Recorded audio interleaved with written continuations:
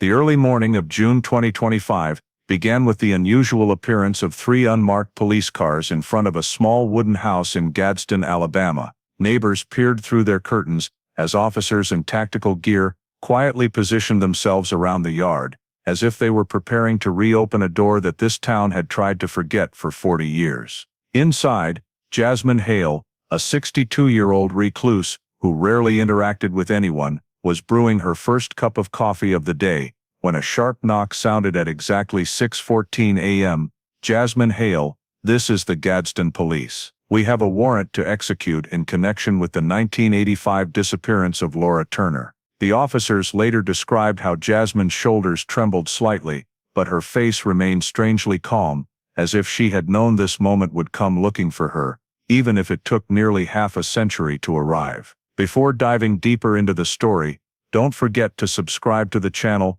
and hit the notification bell so you don't miss the latest cases. Gadsden, Alabama, in the summer of 1985, was enveloped in thick, oppressive heat, like a damp blanket wrapped around this quiet southern town. The air was heavy with the smell of machine oil from the old steel mill along the Coosa River, mixed with dusty earth and the scent of wild grass scorched by the sun all day. On the narrow streets, pale yellow streetlights hung low, casting long, winding streaks of light onto the patchy asphalt, swaying gently with each weak breeze. The night was no cooler than the day, only changing color from the fiery orange of sunset to a deep, aged yellow, damp like candlelight, in a narrow room. TG's Diner, the small eatery on the corner of Mendez Avenue, had just closed for the evening shift. The old air conditioner behind the counter hummed steadily, interspersed with the clatter of utensils being put away and the faint scrape of metal chairs on the floor, echoing in the nearly empty space. A dark-colored pickup truck glided past, leaving a thin ripple of heat in the air that made the streetlights flicker slightly. Laura Mae Turner, the 2-3-year-old with a bright smile and quick, familiar stride known to most regulars, untied her apron, tied back her ponytail, and slipped a light jacket over her shoulders. She thanked the owner, pushed open the door, and stepped outside, where the nighttime heat hit her face like a warm cloth, carrying the smells of oil, asphalt, and the incessant chirping of insects. In the parking lot in front of the diner, Laura ran into Jasmine Hale, her close friend from many school years. The two exchanged a few brief words. No one was close enough to hear what they said, but the silence between the two young women felt off, not exactly tense, yet not as warm as usual. Laura nodded slightly, then walked away, adjusting the strap of her bag with the weary posture of someone finishing a long shift. After a few steps, she borrowed the diner's mini-corded phone the kind staff took turns using to make quick calls home to say they were off work, and dialed a number. The call lasted only a few seconds, so short that Laura's mother later could hardly believe it was her daughter's final call. On the other end, Laura's voice grew quieter, as if something had distracted her, and her last words were simply, "Wait." There's some before the line abruptly cut off, leaving a chilling silence. A resident living in the nearby Southside neighborhood said he saw the silhouette of a young woman walking under the dim yellow streetlights that night. He wasn't sure it was Laura, but the description of her gait, hair, and light jacket matched perfectly. The figure turned onto Hoke Street, where the light grew faint and the area became so quiet you could hear the rustle of dry leaves. That was the last time the town ever saw Laura Turner. The night passed without incident, but when dawn arrived, there was no familiar sound of the door opening, no light footsteps on the wooden floor from Laura. Her mother woke up, noticed the bedroom was exactly as it had been when Laura left for work, the bed untouched, the small table showing no sign of return, the spare jacket still hanging in its place. She tried calling the diner, calling friends, asking everyone one by one, but the answers were always the same. "I didn't see Laura," after her shift ended. Worry turned to fear. By the time the sun fully rose over the Coosa River with still no news, the Turner family decided to report it to the police, marking the first hours of a disappearance that would haunt Gadsden for 4 decades. That morning, as the Turner family was just beginning to grasp that Laura not returning home overnight was no longer a simple scheduling mishap but something entirely wrong, 2 officers from the Gadsden Police Department appeared on the wooden porch of their house to begin the first steps of the investigation. Early sunlight slanted through the porch roof, making dust particles in the living room seem to float suspended in the still air. Laura's mother sat on the old sofa, her hands clasped tightly together, her voice trembling slightly as she recounted what she remembered from the previous evening. Laura got off work, planned to come straight home, had no appointments, no reason to disappear. The investigator asked about Laura's habits, her walking route home, who she usually met, and whether she might have been under any pressure or personal trouble. Her mother shook her head. Laura was a quiet girl, disciplined, always took the same old route every night, never changed it. One officer pressed further about recent days, and Laura's mother tried to recall, then said that at one point her daughter had mentioned someone who made her feel uncomfortable, but she didn't know who it was because Laura rarely shared personal matters. The police noted it down, but they knew well that these small initial details were often the key to unlocking an investigative direction. After gathering information from the family, they went to TG's diner, where Laura had worked her final evening shift. The eatery still carried the lingering smells of frying oil, baked goods, and weak coffee. Laura's co-workers stood in small groups, anxious and confused, as if they too sensed that something terrible was brewing. The owner recounted, "She finished her shift like normal, nothing unusual. She even smiled and said goodbye to me." One female co-worker remembered that Laura seemed a bit more distracted than usual, but not to a suspicious degree. A bartender, however, was certain he had seen Laura talking to Jasmine Hale in the parking lot right before leaving the diner, though only a few brief words. When questioned, Jasmine responded very quickly and somewhat defensively. "We just said hi. I left before her. I don't know anything else." The police noticed the way Jasmine answered short, hurried, and always trying to avoid eye contact, but they couldn't conclude anything hastily. They continued tracing the route Laura usually walked home. In daylight, the scene looked bright and clear, but the officers tried to imagine it the night before. Completely dark stretches, turns obscured by tree shadows, hidden spots between old wooden houses. They walked the route, searching for any sign Laura might have left behind. Dropped items, unusual footprints, dragged clothing, strange objects, but everything was too clean, nothing to suggest Laura had encountered trouble, slipped, or dropped anything. This emptiness made the police wary. Real disappearances often began with the victim vanishing, as if they had never passed through the place at all. When they reached the turn onto Hoke Street, a middle-aged resident sweeping his front yard paused upon seeing the police, then said he might have seen Laura the previous night. When shown a photo, he confirmed it was definitely the girl he had seen walking past under the streetlight. But what caught the officer's attention more was his next statement. She wasn't walking alone. He described a woman walking with Laura, a few steps away, slender and slightly thin, with brown hair falling to her shoulders. He hadn't seen the face clearly in the darkness, but when the investigator showed him a photo of Jasmine Hale, he paused for a moment, then said, "I can't be sure, but it looks a lot like her." This detail was immediately written down. It wasn't evidence yet, but it was enough to create a strange intersection between Jasmine's statement and what the witness had seen. If Jasmine claimed she left before Laura, then why had someone seen a woman resembling her appear on the road Laura took afterward? To verify the investigative direction, the police returned to ask the diner owner about the time Jasmine left TG's diner. The owner remembered fairly clearly. Jasmine had not left early as she claimed. In fact, she had come back inside to get something from the kitchen. This made the time Jasmine left the diner align more closely with the period the witness saw two women together on the South Side Road. Increasingly, the gathered information painted a picture that was no longer simple. After compiling the statements, the police officially ruled out the possibility that Laura had left home for any personal reason. No motive to run away, no belongings taken, no word to anyone, and no signs of preparing to leave town. What they had at this point was an empty route, a close friend with inconsistent statements, and a witness who saw Laura walking with a woman who resembled Jasmine. Those were the first pieces of a disappearance that was only beginning to reveal its unusual nature.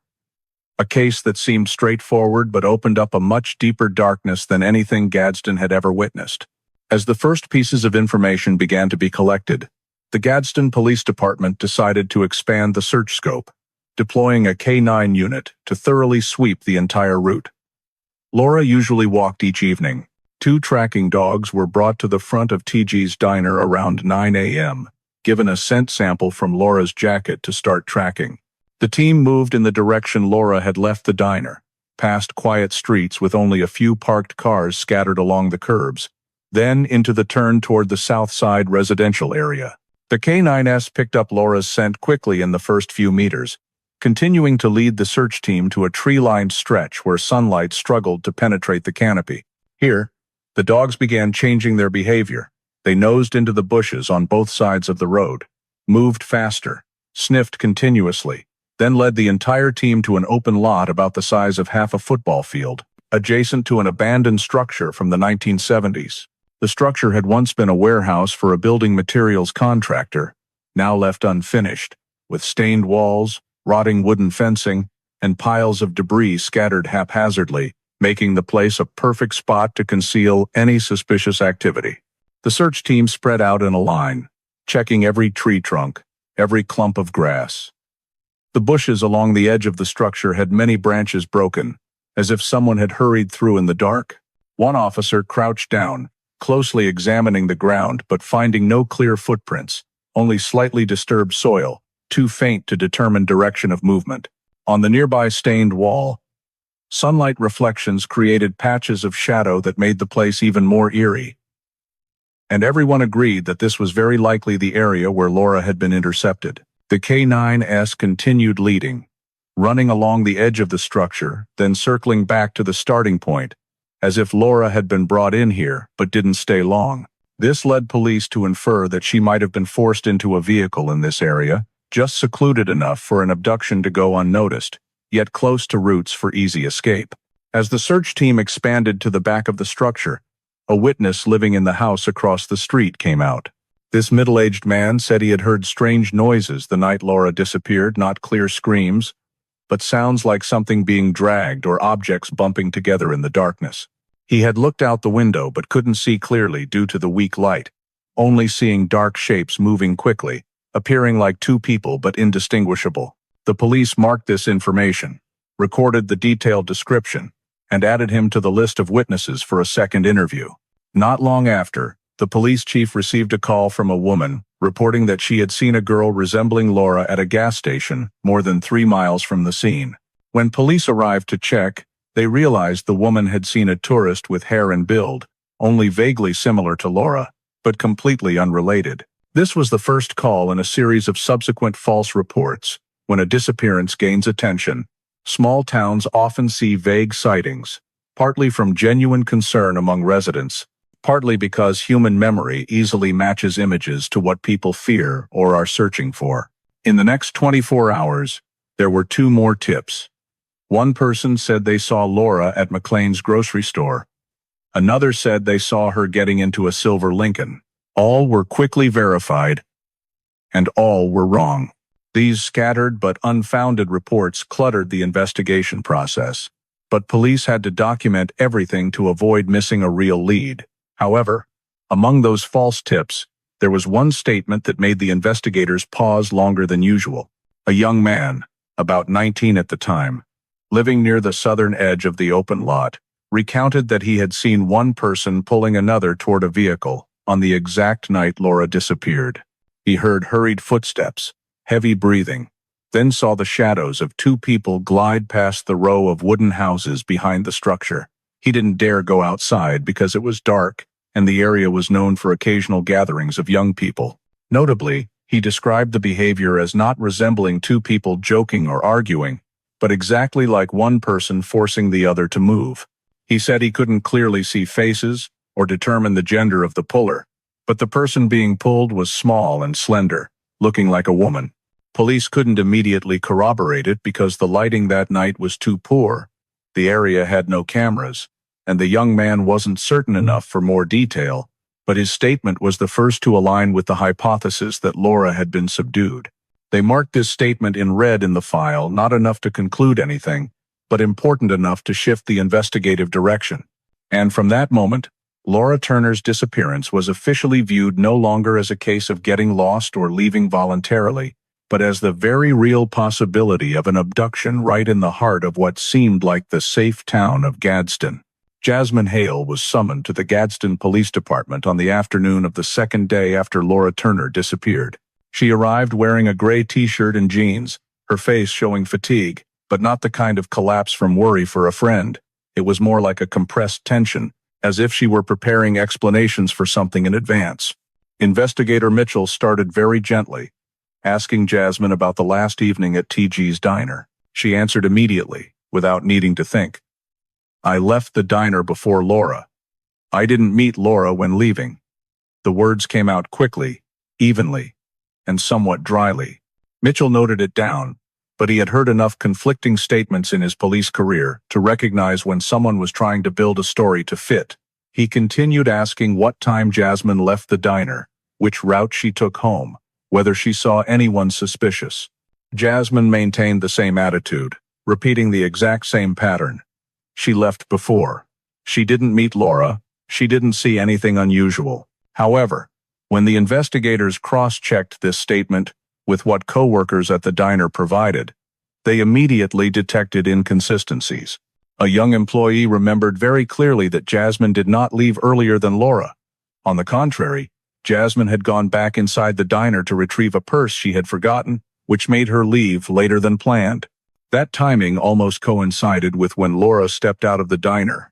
Not only that, another coworker said they had seen Jasmine standing next to her car and looking toward Laura as she walked away. A small detail, but one that made Jasmine's claim of didn't meet, didn't see seem forced. But the contradictions didn't stop there.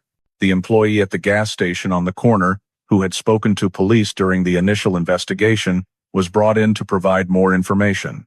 He recounted that, on the night Laura disappeared, he saw two women standing facing each other near the public phone area on the side of the gas station. The light was dim but enough for him to recognize one as Laura, because the TG's diner uniform was quite distinctive.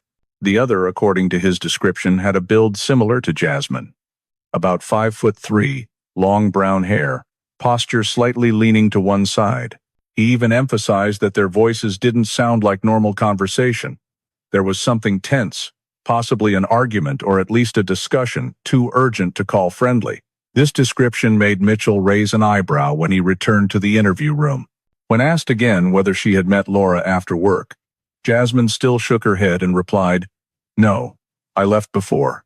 I didn't meet her." But this time, she spoke more slowly, measuring each word, her eyes more uneasy than before. The investigator shifted the questioning, asking Jasmine to describe the route Laura usually walked home, a question meant to test the close friend's knowledge. But the way Jasmine answered opened the first clear crack in her story. Jasmine didn't just describe the route in detail, she described it too precisely. She said Laura would walk along the sidewalk with the large tree blocking the sun, then cut across a small yard at the Johnson house, then turn left at the second utility pole on Hoke Street. She even mentioned the section of pavement that buckled from tree roots, making it easy for pedestrians to trip in the dark. These weren't details commonly known to everyone, especially for someone like Jasmine, who had said she never walked home with Laura and didn't pay attention to which way Laura went. Investigator Mitchell looked at Jasmine longer than usual. Innocent people usually answer from general memory, but those trying to hide something often make the mistake of over-describing, inadvertently revealing they were present more than they admit. Mitchell asked softly, "Why do you know every turn so well?" Jasmine hesitated for a moment, paused for a few seconds, then replied, Laura and I walked together a few times. I guess I just remember," but that explanation immediately contradicted her own initial statement that she didn't know which way Laura went that night, and that the two rarely went home together. The tension on Jasmine's face grew increasingly visible. She began clenching her hands, for the first time showing signs of unease. There was no direct evidence to charge her, and Mitchell well understood that these inconsistencies were only a small crack, but it was the first crack in the story Jasmine was trying to build. The facts from witnesses, combined with Jasmine's unusually defensive statements, began to make police suspect that she knew more than she was admitting. The police recorded everything in the file. Jasmine's statements, the witnesses from the diner, the gas station employee's account, and especially the detail of Jasmine describing Laura's route as if she had been there, in the darkness, at the moment Laura Turner vanished. And with this, for the first time in the investigation, Jasmine Hale's name was no longer listed simply as victim's close friend, but marked with a simple symbol, like the sound of metal clicking together. Person of interest. As the inconsistencies in Jasmine Hale's statements began to appear more clearly in the file, the police simultaneously expanded their collection of statements from residents living around the area where Laura usually walked, seeking details that could confirm or refute the possibility that Laura was forced into a vehicle.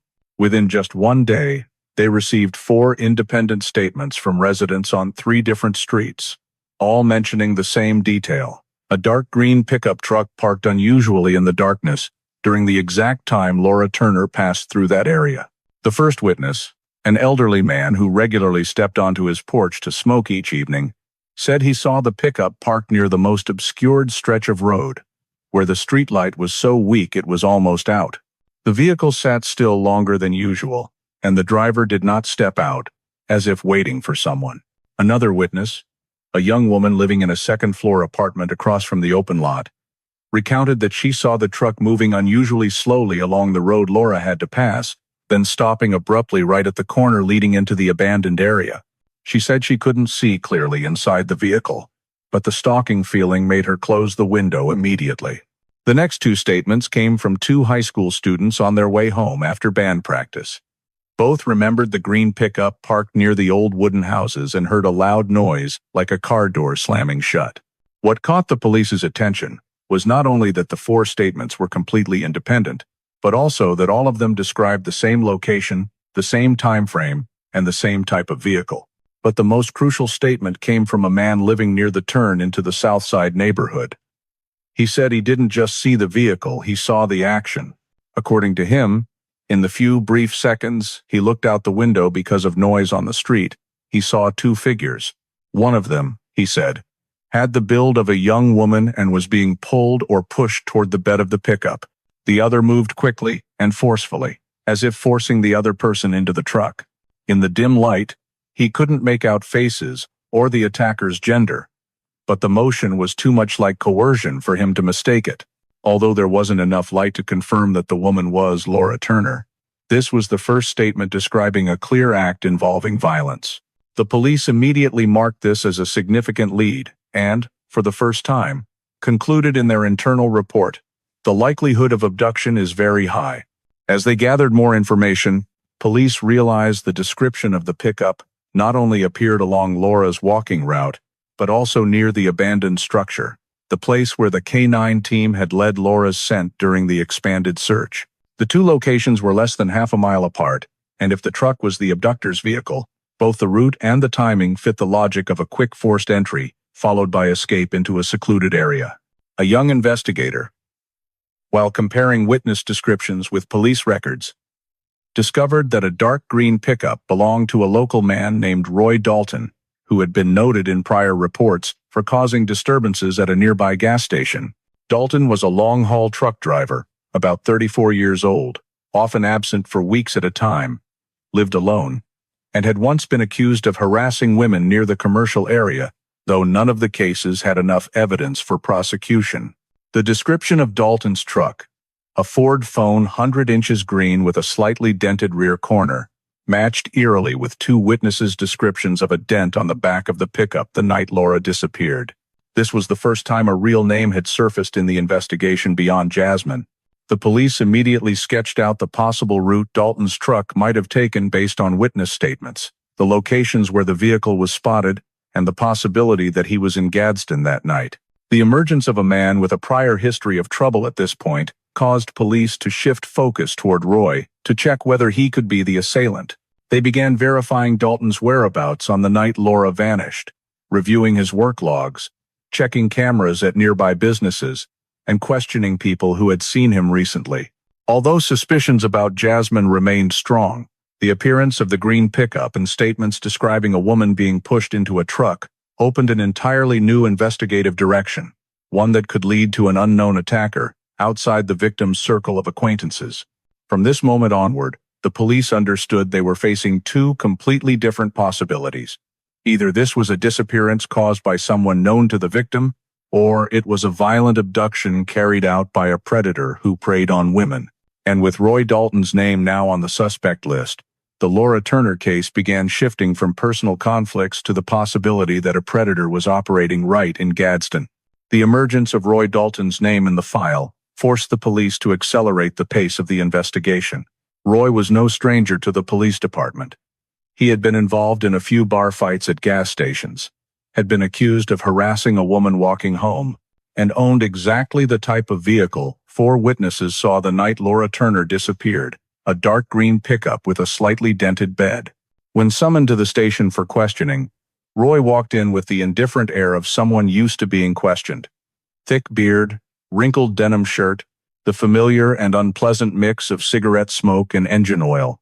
Investigator Mitchell opened the thick file folder and asked him about the evening. Laura vanished.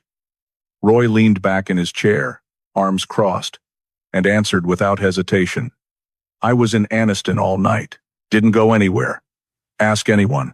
The response sounded like something Roy had prepared in advance, but what caught the investigator's attention was his confidence.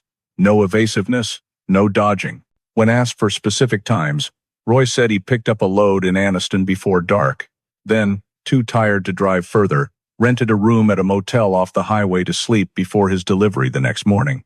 Police immediately sent 2 officers to Anniston to verify the statement. The motel Roy mentioned was run down, but just as he said, the owner recognized him right away. He rented room 12, got there early. His truck was parked in front of the room all night. The owner added that he even saw Roy step out late at night to get a drink from the vending machine, a habit he remembered clearly because guests rarely went out at that hour. The motel's security camera, though grainy and noisy, still showed the outline of Roy's pickup parked in the same spot for hours during the exact time Laura disappeared in Gadsden. Not only that, the footage captured Roy stepping out of the room at the precise window police needed to confirm. The distance from Anniston to Gadsden made it nearly impossible for Roy to have traveled back and forth that night. To complete the alibi check, police requested the trucking company Roy worked for to provide his delivery logs. Every signature confirming receipt of cargo, work notes, and timestamps all matched his story. All objective evidence showed Roy was not in Gadsden when Laura vanished. Mitchell closed the file, a clear sense of disappointment evident. They had thought they finally had a solid lead, but the truth pulled them in the opposite direction. However, the bigger question remained.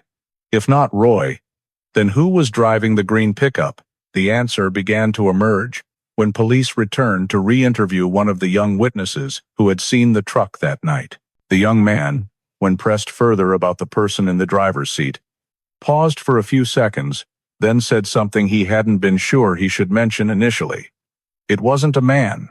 He explained that from his vantage point on his balcony, the streetlight reflected onto the face of the person in the truck. That person's hair was long, falling to the shoulders, and the facial outline was much softer than a man's. When Mitchell asked if he was certain, the young man nodded. Couldn't see the face clearly, but that build was a woman. This detail shifted the entire prior assumption about the driver. 4 witnesses saw the green pickup. 1 witness saw a woman being pulled into the truck. And now, a statement indicated the person operating the vehicle might also have been a woman. This made suspicion toward Roy unreasonable. His alibi was airtight, and the witness did not see a man in the truck that night. Once Roy was removed from the suspect list, police were forced to review all the data from the beginning. If the driver was a woman, the range of people connected to Laura suddenly became far more suspicious. They recalled Jasmine's statements, how she claimed she didn't meet Laura.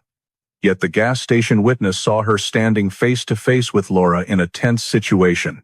They remembered how Jasmine described Laura's walking route in excessive detail, as if she had been there herself. And they remembered that only a small number of women in Laura's circle could have been in the area at that exact time. At this point, Investigator Mitchell didn't voice his thoughts, but everyone on the team clearly felt that the investigative direction had completely shifted.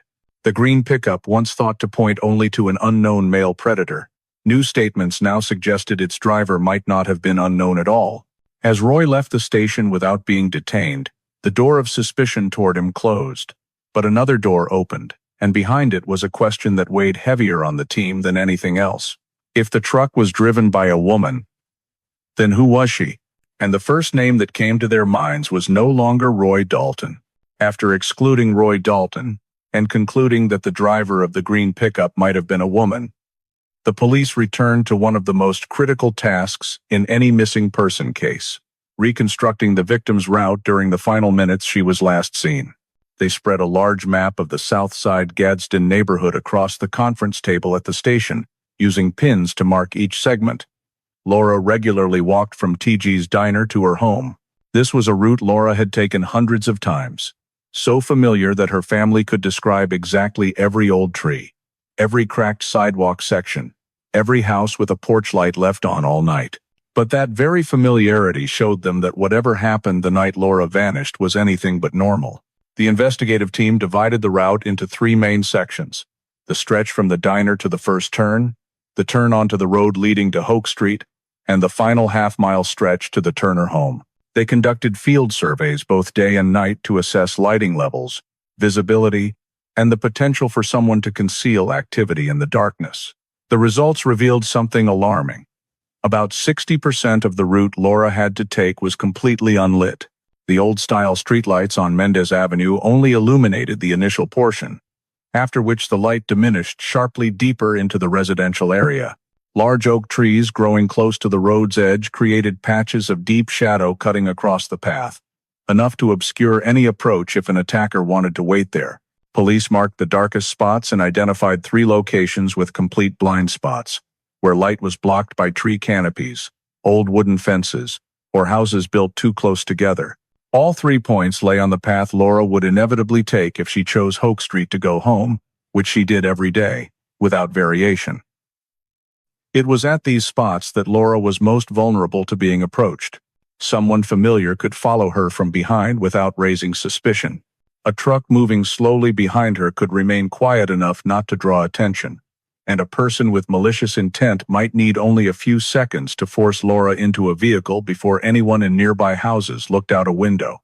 Investigator Mitchell stood in front of the map, circling those 3 points in red, then sat down to reconstruct the entire timeline of movement, based on the statements already collected. From TG's diner to the first blind spot took about 4 minutes on foot. From there to the second point, another 2 minutes. And from the second to the third point, an additional 3 minutes. In total, Laura needed only about 8 to 9 minutes to reach the final position, before turning toward home, matching eerily with the gap in the timeline police had pieced together. During the team's second nighttime survey, a resident living near the second blind spot stepped onto his porch upon seeing the police car parked in front of his house. He was someone who rarely interacted with neighbors, but when asked if he had heard anything unusual the night Laura disappeared, he stood silent for a long moment, as if searching his memory. Then he said he did remember a strange sound, a very loud thud, like a pickup truck door being slammed hard. The noise came suddenly, loud enough that he looked up from the book he was reading and glanced out the window. But because it was so dark outside, he saw no one.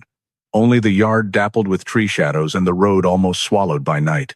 He hadn't thought much of the sound at the time, since trucks often passed through the area. But when police described the green pickup linked to the disappearance, he immediately realized it might have been the only night in months he had heard a truck door slam that loudly. This information left Mitchell motionless for a few seconds. A simple sound, the slam of a truck door, held far greater value than it appeared. That thud proved a vehicle had stopped right in the area where Laura could have been approached. And if the noise was loud enough to be heard inside a house, the door slam likely occurred as the attacker forced Laura into the truck, or as they fled the scene. The investigative team immediately noted this detail, viewing it as a crucial piece adding to the emerging picture. The 3 blind spots on the route, combined with the appearances of the green pickup and the sound the witness heard, indicated a high likelihood that Laura was forced into a vehicle in this area. The manner in which the incident occurred, a brief argument, being dragged, forced into the truck, fit naturally with the witness who had seen 2 figures struggling in the darkness that night. And when compared to Jasmine's statements, police increasingly noticed the anomaly. If the driver was a woman, and that person stopped exactly on the route Laura took daily, then the name that appeared most often in the statements, the name always nearby, always inconsistent, stood out more than ever.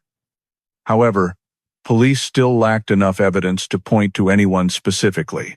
They now had only the map, the patches of darkness, 3 blind spots, the statement about hearing a truck door slam, and the certainty that Laura had not vanished voluntarily.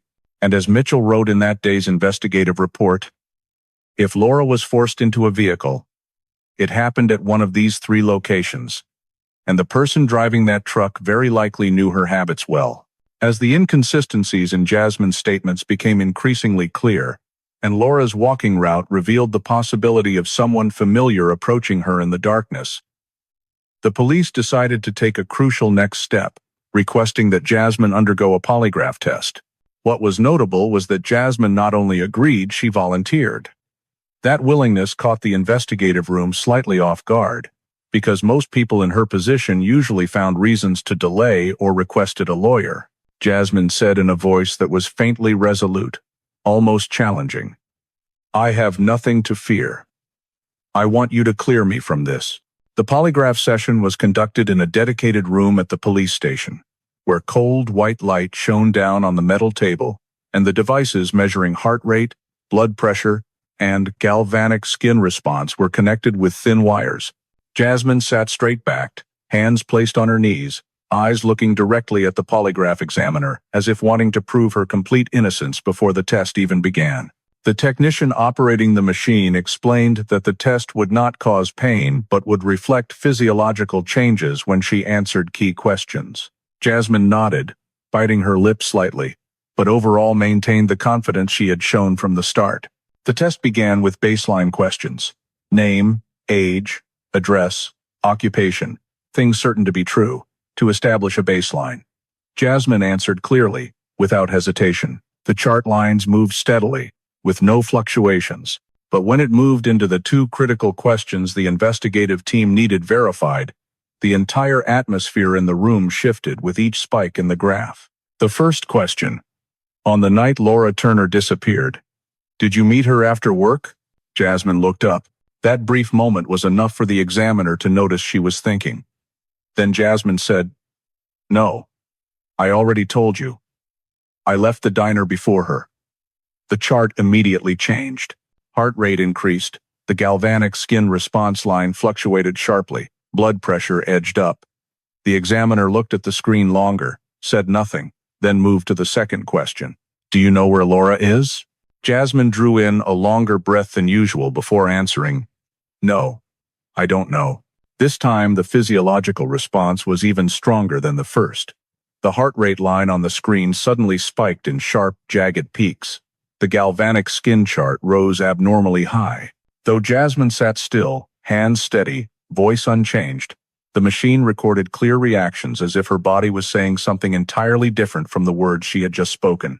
The entire session lasted less than 30 minutes, but was enough for the examiner to conclude that Jasmine had not passed the test.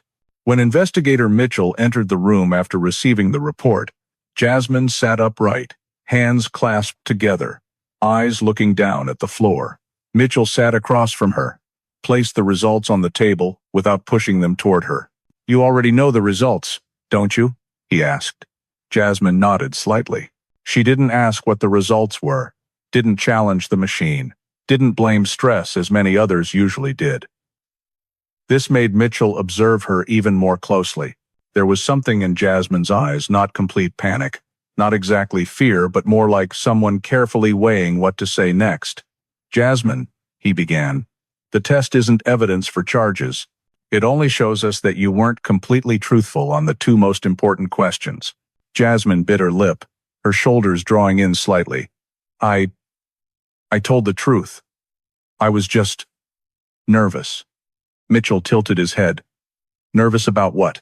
Jasmine was silent for a long moment, then said softly, "Because you're thinking the wrong thing about me." Mitchell didn't respond, just looked straight at her as if trying to read the parts she wasn't saying aloud. The situation grew more tense when Jasmine suddenly asked a question Mitchell hadn't expected, her voice quiet but clear. "Do you think Laura ran away?" That question immediately made Mitchell frown. Not because of the content, many people in missing persons cases clung to the possibility the victim left voluntarily, but because Jasmine herself, less than 24 hours earlier, had firmly stated that Laura would never run away, that she wasn't the type, that if Laura disappeared, something must have happened to her, not that it was voluntary. Jasmine's new words completely contradicted what she had said before, and they came right after she failed the polygraph. Mitchell looked at Jasmine for a long time before answering, "We have no evidence that Laura ran away. Everything we've seen so far points to the opposite." Jasmine didn't argue. She just nodded, then looked down at her hands twisting together, as if realizing she had just revealed something she shouldn't have. Police couldn't use the polygraph as evidence, the law didn't allow it, but the reality they couldn't ignore was this.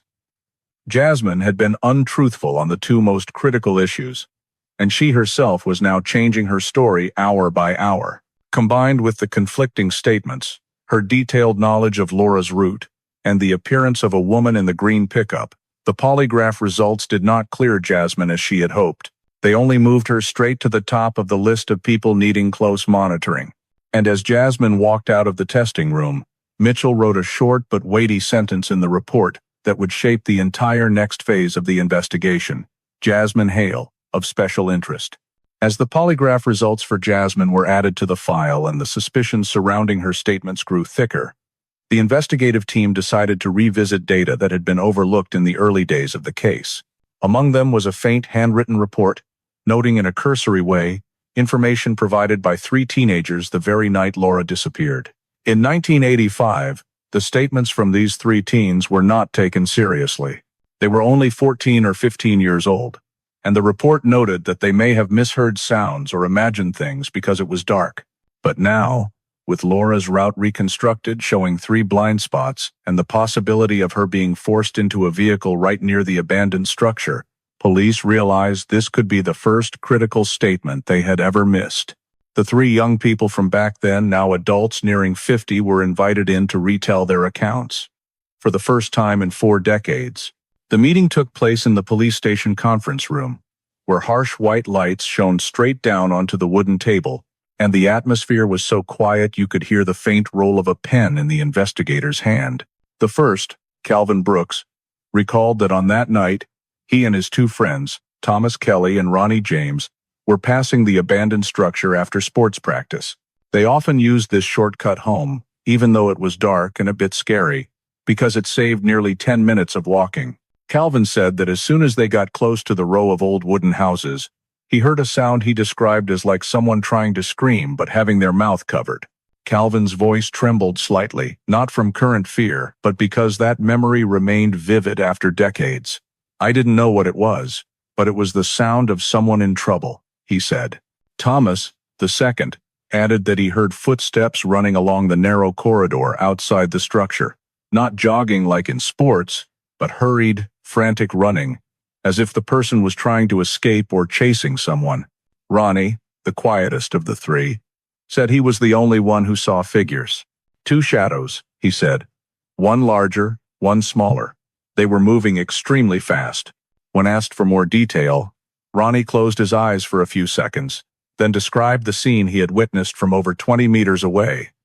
One person being yanked backward toward the darkest part of the structure, while the other held tightly to the arm or shoulder of the person being pulled. Ronnie couldn't determine gender or identify any specific features, but he remembered that the smaller shadow had a slender build, very likely a woman.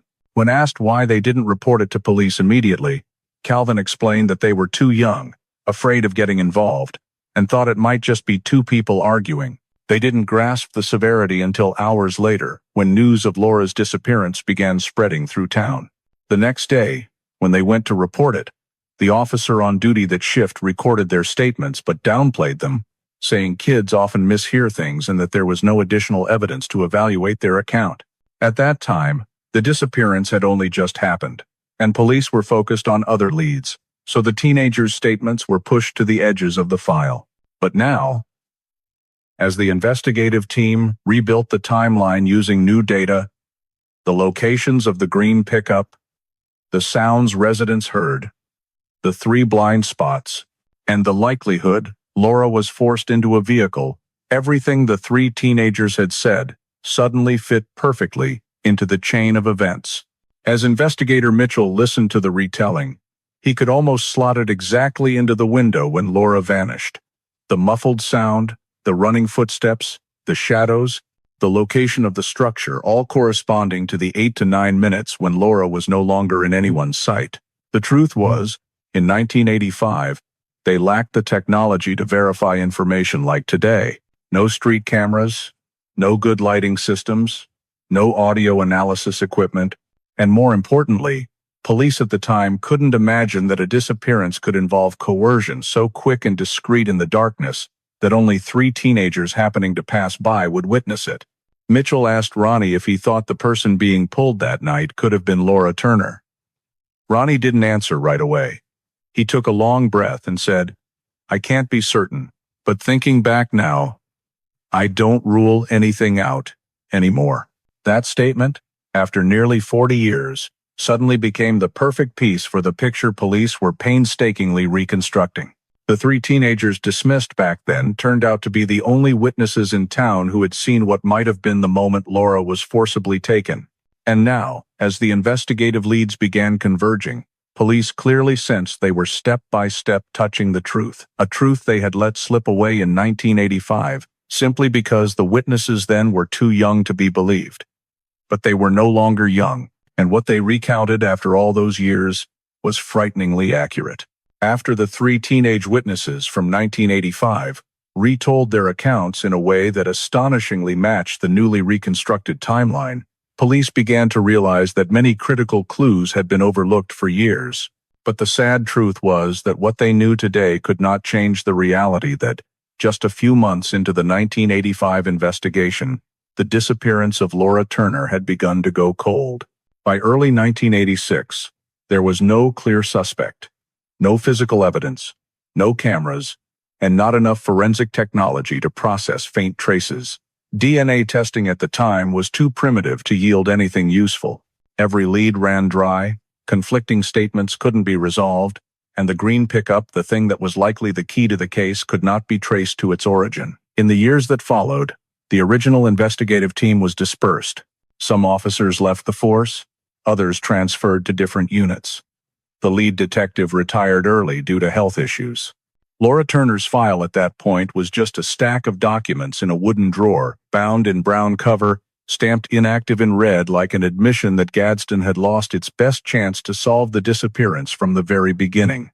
By the late 1980s, the town was busy with other cases: petty thefts, domestic violence, a few serious accidents. Laura Turner's case was still mentioned in the community, especially each year on the anniversary of her disappearance. But for the police department, it became an old file reviewed whenever a new investigator came on board, and then closed again due to lack of progress. For nearly a decade, there were no further reports related to the green pickup. No new witnesses, no new evidence.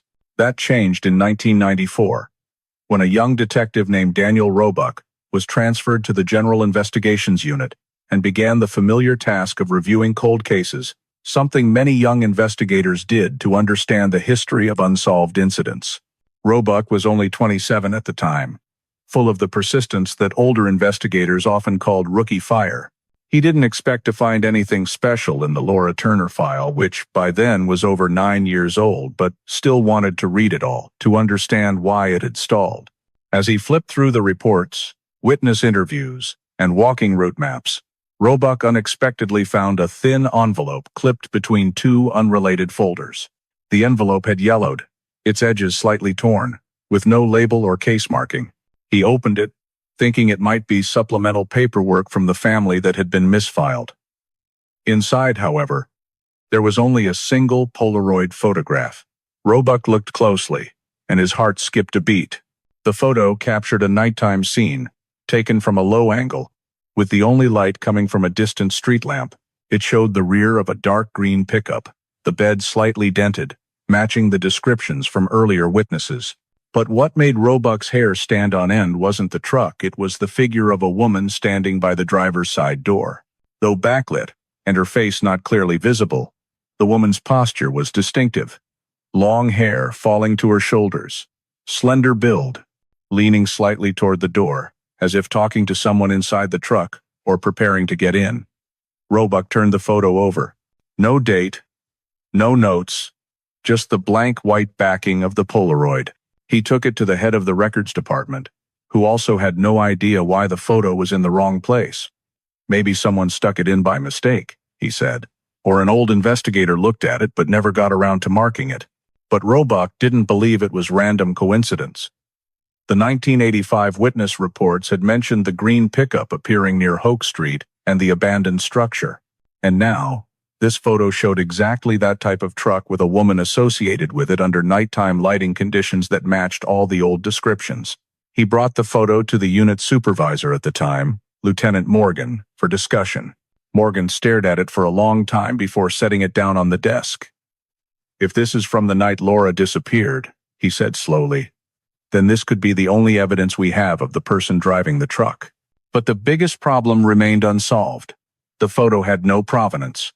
No one knew who took it, when it was taken, where it was taken, or who the woman in the photo was.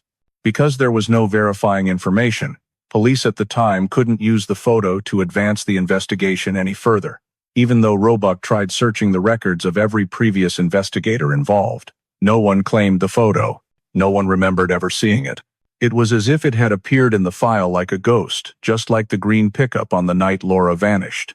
The case, despite this small new discovery, still couldn't move forward, because there was no authenticated evidence linking the photo to the night of the disappearance, and because nearly 10 years had passed with no other witnesses providing additional information. Laura Turner's file was returned to the drawer. In 1995, the case was officially cold again, the third time since Laura's disappearance, and the Polaroid continued to lie hidden in the folder, unknown to anyone that many years later, it would become one of the most crucial pieces when technology and investigative perspective finally caught up with what Gadsden had missed for so long. When the young detective Daniel Roebuck discovered the Polaroid misplaced in the file, he could not have known that the faded photo would open an investigative direction that no one had considered in the nearly 10 years prior. Though it had no date or notes, Roebuck felt the need to examine the background behind the green pickup more closely. He enlarged the image multiple times, adjusting light and contrast with the limited tools available at the time. In the photo, beyond the truck, a faint outline of mountains could be glimpsed in the distance, initially hard to discern due to high noise and weak lighting. But the more he studied it, the more certain Roebuck became that it was not the flat terrain of Gadsden. He pulled topographic maps and archived photo albums of surrounding suburban areas, then compared every curve of the mountain slopes, soil color, and vegetation in the darkness. Finally, he realized the background in the Polaroid closely resembled the eastern edge of Lookout Mountain, an area stretching across Alabama and Georgia, less than a 30-minute drive from Gadsden. This stunned him if the truck in the photo was truly at Lookout Mountain. It meant the photographer, the timing of the shot, and the purpose of the image might lie entirely outside the original investigative scope. Lookout Mountain was not a place Laura had ever frequented, according to family and friends' records. No one mentioned a nighttime trip. No one spoke of Laura having a boyfriend or any relationship that needed to be kept secret so far away. The truck's appearance at a remote location with sparse forests and scattered cabins prompted Roebuck to immediately expand his verification efforts.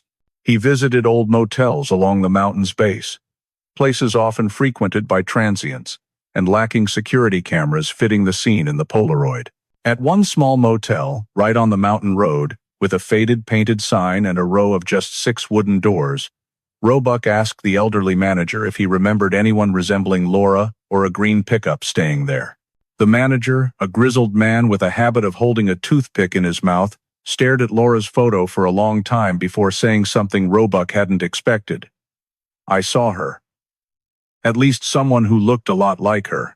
He recounted that one night many years ago, 2 women arrived to check in around near midnight.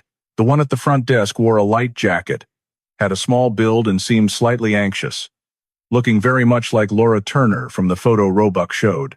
But what stood out was, she was not alone.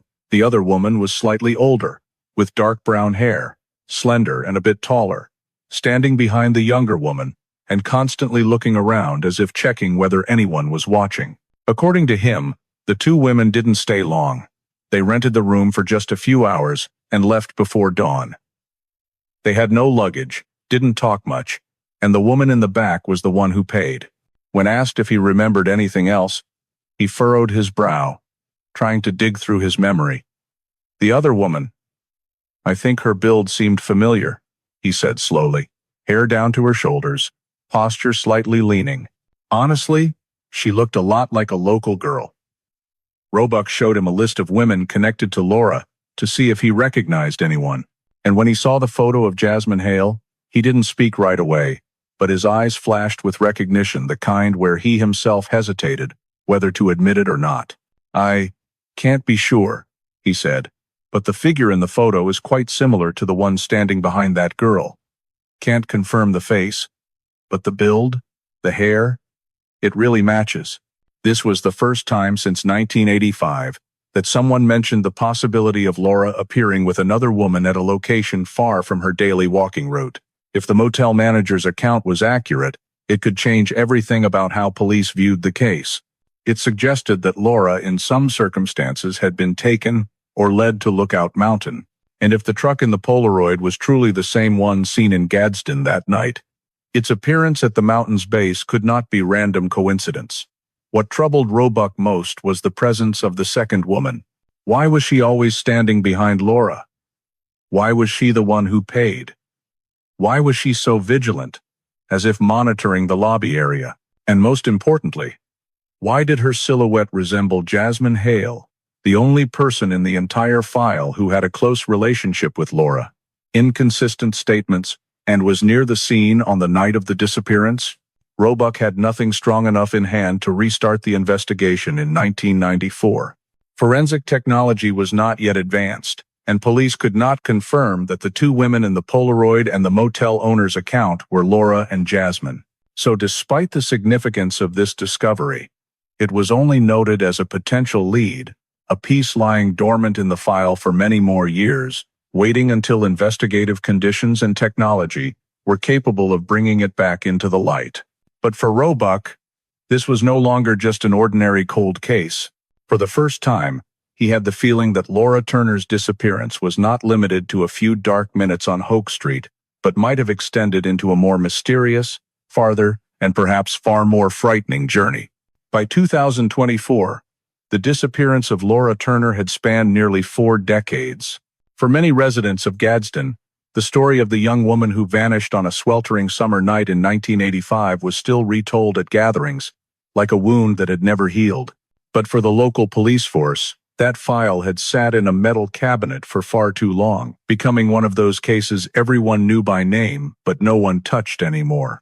Everything changed, however, when the criminology department at Jacksonville State University, JSU, launched a new program, allowing senior students to access real cold cases under the supervision of police and retired investigators. The goal was to train students in investigative thinking while providing fresh perspectives on forgotten cases. The Laura Turner file was assigned to a group of 4 students: Elena Price, Noah Whitmore, Luis Delgado, and Cassidy Harper, the top performers in the forensic analysis class. When the thick file was placed on the table in the JSU research room, Elena was the one who opened the first page, and the group immediately realized they were facing a case far more complex than any classroom exercise. The file contained dozens of pages of statements, cursory 1985 reports, walking route maps, a few crime scene photos, and especially the Polaroid that Detective Roebuck had once discovered, but no one could verify. The students quickly divided the sections, taking notes on inconsistencies, and within just a few hours, a long list of issues emerged. The first thing Luis noticed was that the case timeline had vague gaps that were not clearly reported. For example, the exact time Laura left the diner, the time gap between when she spoke with Jasmine and when witnesses saw her heading toward Hoke Street, and especially the 8 to 9 minute disappearance window before she reached the abandoned structure area. These time periods, were recorded inconsistently in the old file, making it difficult to verify Laura's path. Elena focused on Jasmine's statements, which police at the time had suspected but couldn't solidify. When cross-referencing Jasmine's words with the gas station witness and descriptions of two figures seen in the darkness, the students noticed suspicious overlaps. Jasmine claimed she didn't meet Laura after her shift, yet appeared in witness accounts. She said she didn't know which way Laura went, yet described the route in excessive detail during the polygraph. After so many years, these conflicting pieces suddenly became clearer when viewed through the eyes of a new generation. Noah, who specialized in behavioral analysis, said, "If Jasmine truly knew nothing, why is she always at the center of every blurry point?" What surprised the group most came from Cassidy discovering a torn page. The page was mixed in among other statements, with ragged edges and faded page numbering. Only a few lines were legible. "Heard a scream, moving very quickly," and part of a sentence, "the woman behind." Elena immediately recognized this was likely a detached portion of the 1985 witness report that police back then had dismissed. But the question was, why was the page torn? When was it torn? And by whom? No other document in the file was damaged, only that one page. This sparked heated discussion among the group. Luis leaned toward the possibility that the page was torn accidentally or misplaced over the years. But Elena posed a harder question. If this page contained a description of two women, could someone back then have not wanted it examined? There was no evidence to confirm that assumption, but the anomaly of the torn record made the students feel something had never been properly investigated. After finishing their review of the file, the group decided to do what many 1985 investigators lacked the time or resources for: re-interview people who once lived near where Laura vanished. They started with the old houses along the route to Hoke Street and the abandoned structure area.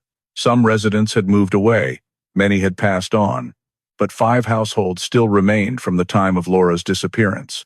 One of those interviewed was Mrs. Eleanor Morgan, who was only in her 20s back then, and lived in a small house overlooking the entire open lot. She was the one who had heard noises the night Laura vanished, but no longer remembered details clearly. When Elena asked if police at the time had investigated deeply, she said, "Yes, they came, but it seemed like they didn't want to dig too deep into it." Noah pressed. "Didn't want to? What do you mean?" Mrs. Morgan glanced around, then leaned toward the group as if afraid someone might overhear. "I remember one officer quietly saying, someone told them to leave it alone, not to dig any further." The room fell silent for several seconds. Elena asked again slowly, to make sure they hadn't misheard. Mrs. Morgan confirmed, "I heard it clearly. Someone said they got a message to pause everything. I didn't know who sent it either. At the time, I just thought they were telling each other to wait for more leads. But for the 4 students, those words made their blood run cold. With the fresh intuition of people untouched by the old investigative system, they recognized this could be data of great weight. Someone in 1985 had told police not to dig deeper. No one knew what that instruction meant. Was it a misunderstanding, internal communication, or something more shadowy? But the existence of those words in the memory of a resident living right by the disappearance site made the group realize they might be looking at a case that didn't just stall due to lack of technology, but because something had held it back from within at the time. As the students wrapped up their long day, they spread all their notes across the table. Vague timeline, conflicting statements, torn page, Polaroid, the woman resembling Laura at Lookout Mountain, and the warning, "Don't dig deeper." Elena looked at the entire collection of pieces and said a sentence that silenced the group. Not every disappearance gets delayed because of missing clues. Some get delayed because someone doesn't want the truth found. That was the moment the Laura Turner file was officially pulled back onto the investigative table after 40 years in the dark. After the JSU student group discovered the torn statement page and heard the account of police in 1985 being reminded not to dig deeper, they decided to expand their search for missing documents, something many long-term cold cases suffer from due to administrative errors or poor storage practices of previous decades. Elena proposed a bold approach, reviewing all records of incidents around the time Laura disappeared. Not just related ones, but even seemingly minor cases, petty thefts, disturbances, suspicious behavior, reports of strange noises. All it takes is someone misfiling a single sheet, Elena said, and it could sit in the wrong file for 40 years. What no one expected was that this hypothesis would lead them to one of the most significant discoveries in the entire case. When the students arrived at the auxiliary records room of the Gadsden Police Department, a dusty old space smelling of moldy paper and wooden cabinets so old the hinges creaked. When opened, they began examining every drawer of documents. From 1985 to 1987, most were files on minor thefts, fights, neighbor disputes, and reports of lost items. But in a folder related to a petty theft at a convenience store in 1986, Cassidy found something strange. Among the cursory notes about 3 cases of beer and a carton of cigarettes missing, there was a typed statement folded in thirds, its edges slightly yellowed, with content completely unrelated to the theft. She unfolded it and immediately froze. Everyone. Look at this. The sheet had a faded header. Statement taken the 18th of July 2085, just 2 weeks after Laura disappeared. The top recorded the identity of a resident living near the abandoned structure, the interviewing officer, and the time the statement was taken. But the importance wasn't in the header. It was in the description. The resident recounted seeing 2 figures struggling in the darkness the night Laura vanished, right in the area of the structure where the K9 unit had led Laura's scent in the initial search days. The description was far more detailed than anything recorded in the official 1985 file.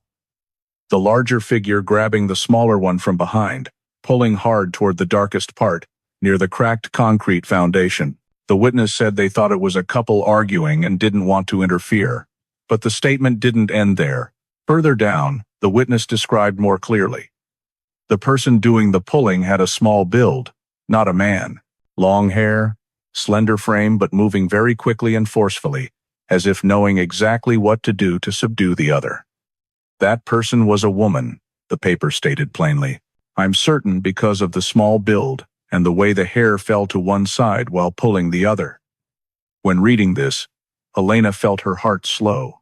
She immediately opened her laptop and pulled up the physical description of Jasmine Hale from 1985 that they had photocopied from the old file. Everything matched chillingly. Height, about 5'4", shoulder-length brown hair, slender build, posture slightly leaning to the right, quick, forceful hip-driven stride. Noah reopened the motel owner's account at Lookout Mountain from Detective Roebuck's investigation. In it, the woman standing behind the younger girl, looking tense and constantly scanning around, had a build resembling Jasmine. Now, in the newly found statement, the person pulling Laura toward the truck had a similar, even more detailed description. Louise stared at the paper, speechless. The 4 had pored over hundreds of pages, reconstructed the timeline, pieced together old statements, but nothing compared to this sheet, a document lost for 40 years, landing like a direct blow to the heart of the case. Why is it here? Cassidy asked, her voice barely a whisper. Elena sat down, holding the paper with both hands. It was never filed in the official case. Someone folded it and put it in a petty theft file by mistake, or intentionally to make it disappear. The air in the room grew thick. Noah stood up, pacing between the cabinets. If this statement had been reviewed in 1985, he said, Jasmine would have become a suspect immediately. But instead, Elena continued, it went missing, and the case went cold. They kept reading the final part of the statement. The witness went on to describe that after a few seconds of struggling, the larger figure, likely Laura, was pushed toward a vehicle parked at the curb. The witness couldn't clearly see the truck, only catching a metallic glint off the bed and hearing a door slam hard, matching the account from nearby residents the students had previously noted. When putting all the data together, Elena said aloud what the whole group was thinking, but no one had dared voice. The woman pulling Laura into the truck is very likely the driver of the green pickup. Louise whispered, and the one with a build matching Jasmine. So, Noah said slowly, the case wasn't just lacking forensic technology. It was missing the most crucial piece altogether. They decided to immediately take the document to the Gadsden Police Department. along with their full analysis. When the current investigative team reviewed the statement, one officer had to sit down right away. A veteran investigator said, "If this sheet hadn't disappeared, the case might not have stayed frozen so long." But Elena didn't think so. She looked at the Polaroid, the torn page, the inconsistent file, and Mrs. Morgan's words, "Don't dig deeper." She understood something deeper. This case wasn't delayed due to lack of investigative capability. It was delayed because the truth had once been buried. And thanks to a statement lost for 40 years, that truth was beginning to surface, revealing its shape. A woman pulling Laura Turner into a truck on a summer night in 1985. A woman whose build matched Jasmine Hale's. A woman the police back then had not investigated deeply enough.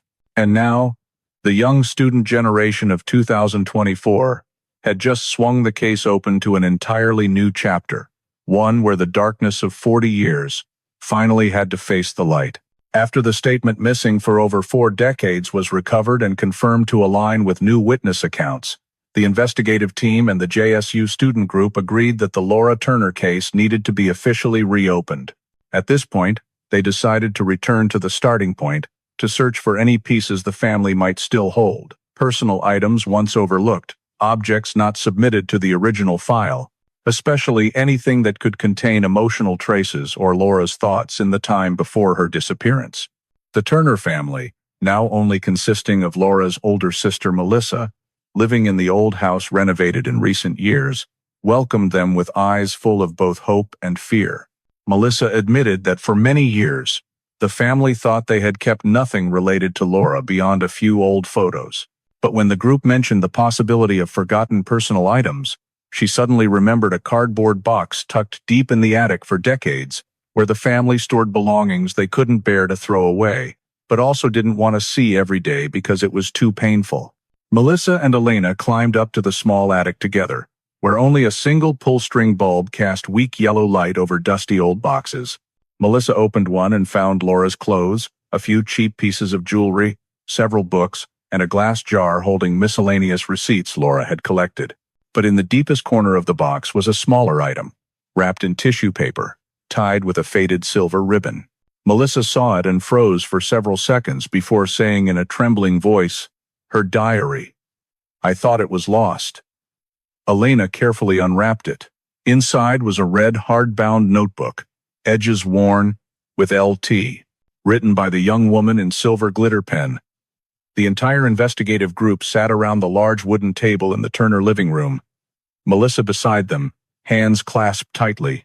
Elena began reading page by page, her voice quiet but clear, as if Laura were whispering her own story after nearly 40 years of silence. The diary started from early 1985, when Laura was working part-time at TG's Diner.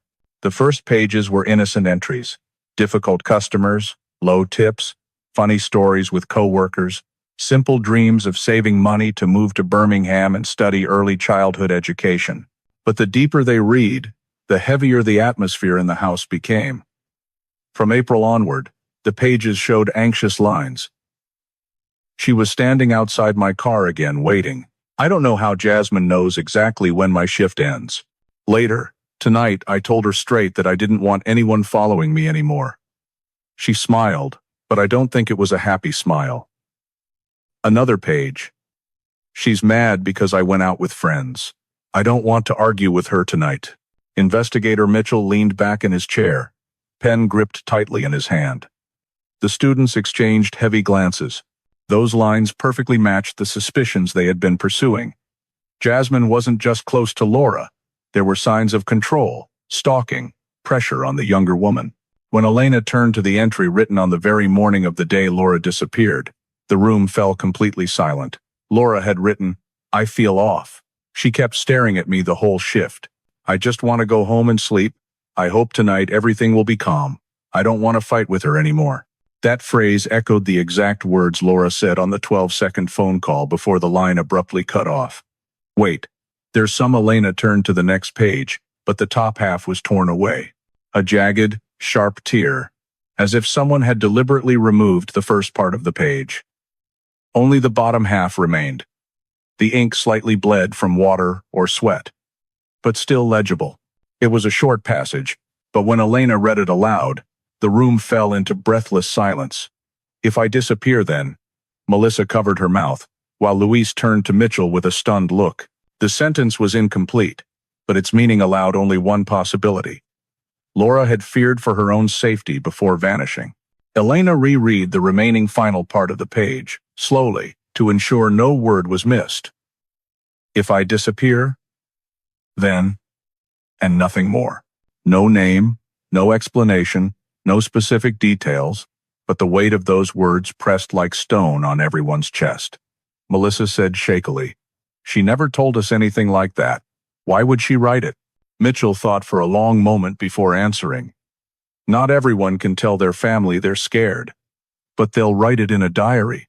Upon closer examination of the torn section, the students noticed the tear appeared hurried, edges uneven, some paper fibers twisted, but strangely, the remaining part of the page was folded inward, as if someone had torn it and then tried to fold it back so no one would notice the damage. Mitchell requested the diary be taken to document analysis. Experts determined the page was torn by hand, not scissors. The tear was fresher than the others, lacking the yellowing of the rest, indicating it wasn't torn in 1985 but possibly years later, after the diary had been stored in the box. This raised a more serious question. Who had accessed Laura's box after her disappearance? Melissa insisted no one in the family had opened it in 40 years. The box had been stored in the attic and untouched. "Unless," "Mrs." Morgan said, glancing up at the ceiling, "unless someone back then came into our house." Elena felt chills down her spine. A frightening possibility emerged.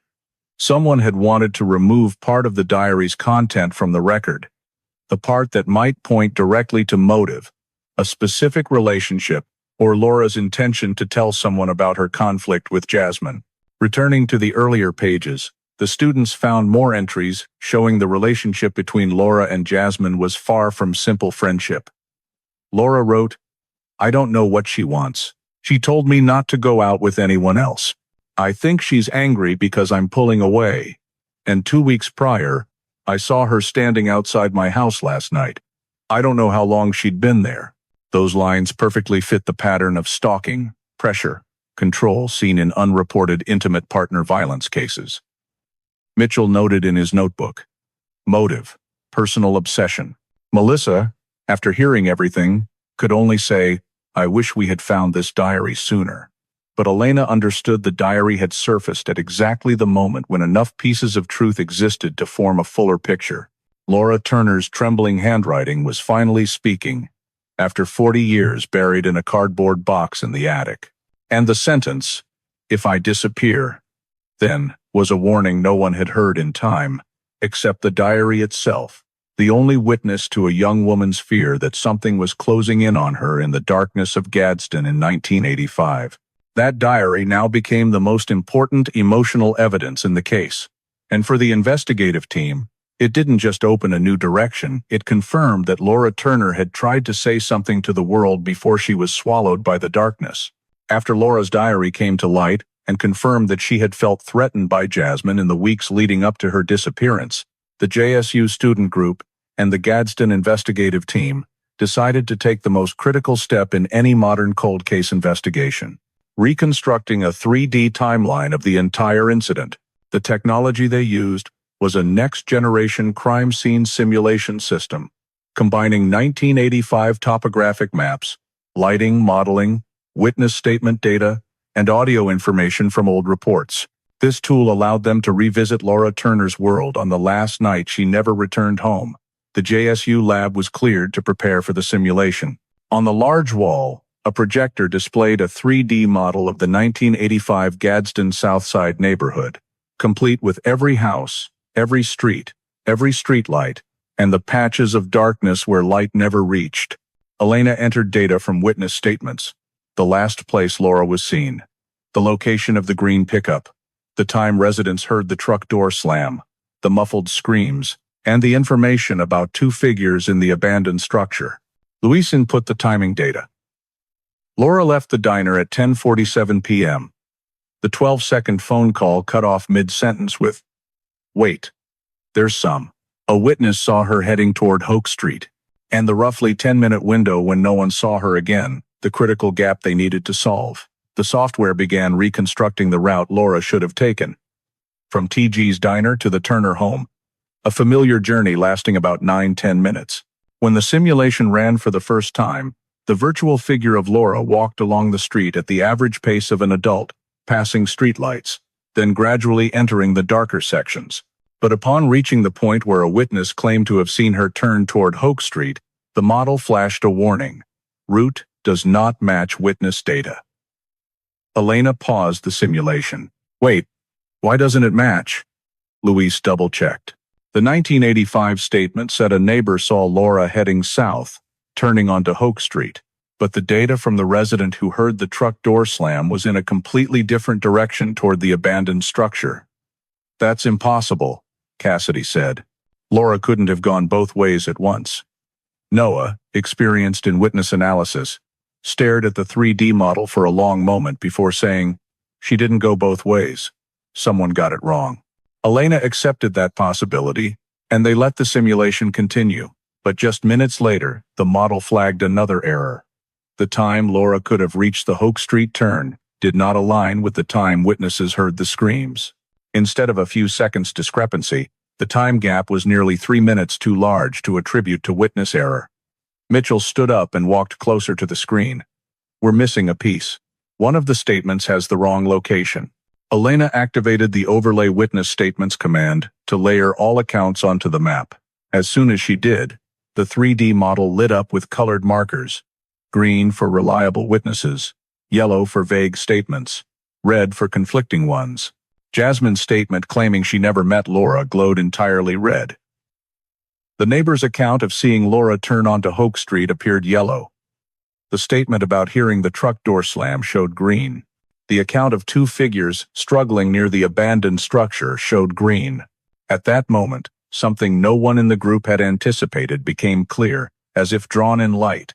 The route Laura was assumed to have taken did not intersect with the locations where witnesses saw figures or heard screams. This led to only one conclusion. Laura did not follow the route everyone thought she had. Either a witness was wrong, or Laura was forced to change direction. If she changed direction, Luis said, she must have been intercepted. Elena zoomed in on the darkest area between TG's diner and Hoke Street. The software simulated wind direction, lighting, road slope, and how sounds would carry differently in the area. When she activated the trajectory and drag simulation function, the model identified 3 points where someone could be intercepted without anyone nearby seeing. And coincidentally, all 3 points lay directly on the route leading to the abandoned structure, not toward home. Mitchell stared at the model and muttered, "So from the very beginning, we were looking in the wrong direction." Elena restarted the simulation from the beginning, this time allowing the model to automatically adjust the victim's path based on that night's audio and lighting data. At the second dark stretch, the 3D figure of Laura was blocked and could not proceed. The software automatically rotated the figure toward the side path leading to the open lot. "There it is," Cassidy said. "That's the interception point." According to the simulation, from the moment Laura was blocked to the muffled scream took about 90 seconds. Then came 3 footsteps, followed by the truck door slam, all perfectly matching the 1985 witness statements and new data. But one detail sent chills through the room. If forced onto that diverted route, Laura would never have passed the spot where the neighbor claimed to have seen her, meaning that 1985 statement was inaccurate. And once that erroneous statement was removed, the timeline became completely consistent. Laura was forced to change direction at a dark spot near the 4th utility pole, then dragged into the abandoned area, and finally loaded into the green pickup on the side road. But who could force her to change direction? Noah asked. Elena was silent for a few seconds before saying, "Only someone Laura knew. Someone she didn't think would harm her." That statement silenced the entire room. In the 3D model, the truck driver was labeled Suspect X. But now, with Laura's diary, the new statements, and the description in the recovered document, that nameless shadow was gradually taking clearer shape. And the 3D simulation, for the first time in nearly 40 years, had illuminated something no one had ever considered. Laura did not get lost. She did not change her mind. She did not run away. She was forced onto a different path, taken into the darkness along a route no one in 1985 had examined. A route that only someone intimately familiar with Laura's habits could intercept at exactly the right moment. And the name that fit all those pieces began to surface in everyone's mind in the room. A name that had appeared from the very start of the case. A name that Laura herself had written about in her diary, and the 3D timeline had just brought them to the very center of that suspicion.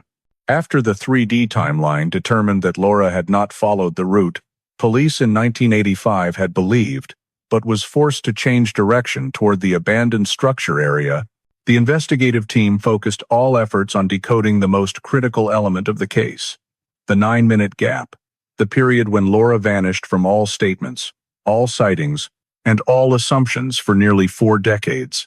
Those 9 minutes might be the only thing still missing to reconstruct the truth.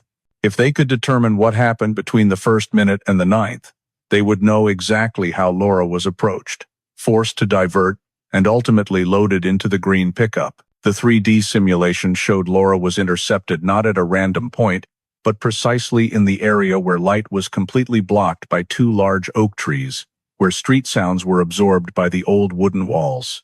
Investigator Mitchell requested the software run a conditional motion analysis, identify all points where Laura might have stopped voluntarily without immediately running or screaming.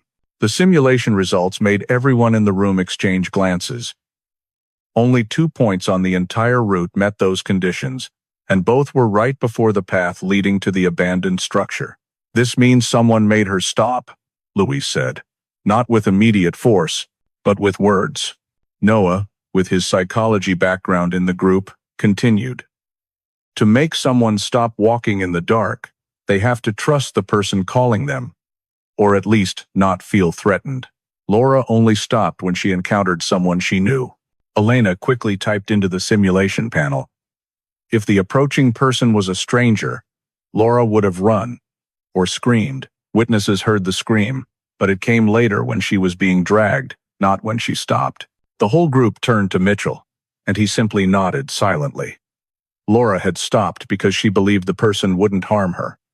And from that moment, the 9 minutes began ticking like a deadly clock. They reconstructed it second by second. First minute, Laura intercepted in the dark area, likely starting a conversation. Third minute, the conversation turned into conflict matching Laura's diary entry that she didn't want to argue with her tonight. Fourth to fifth minutes, possibly when Laura was pulled into the side path toward the structure. Sixth minute, the running footsteps witnesses noted. Seventh and eighth minutes, the struggle in the abandoned area, aligning with the recovered statement. Ninth minute, the truck door slam matching the nearby resident's account.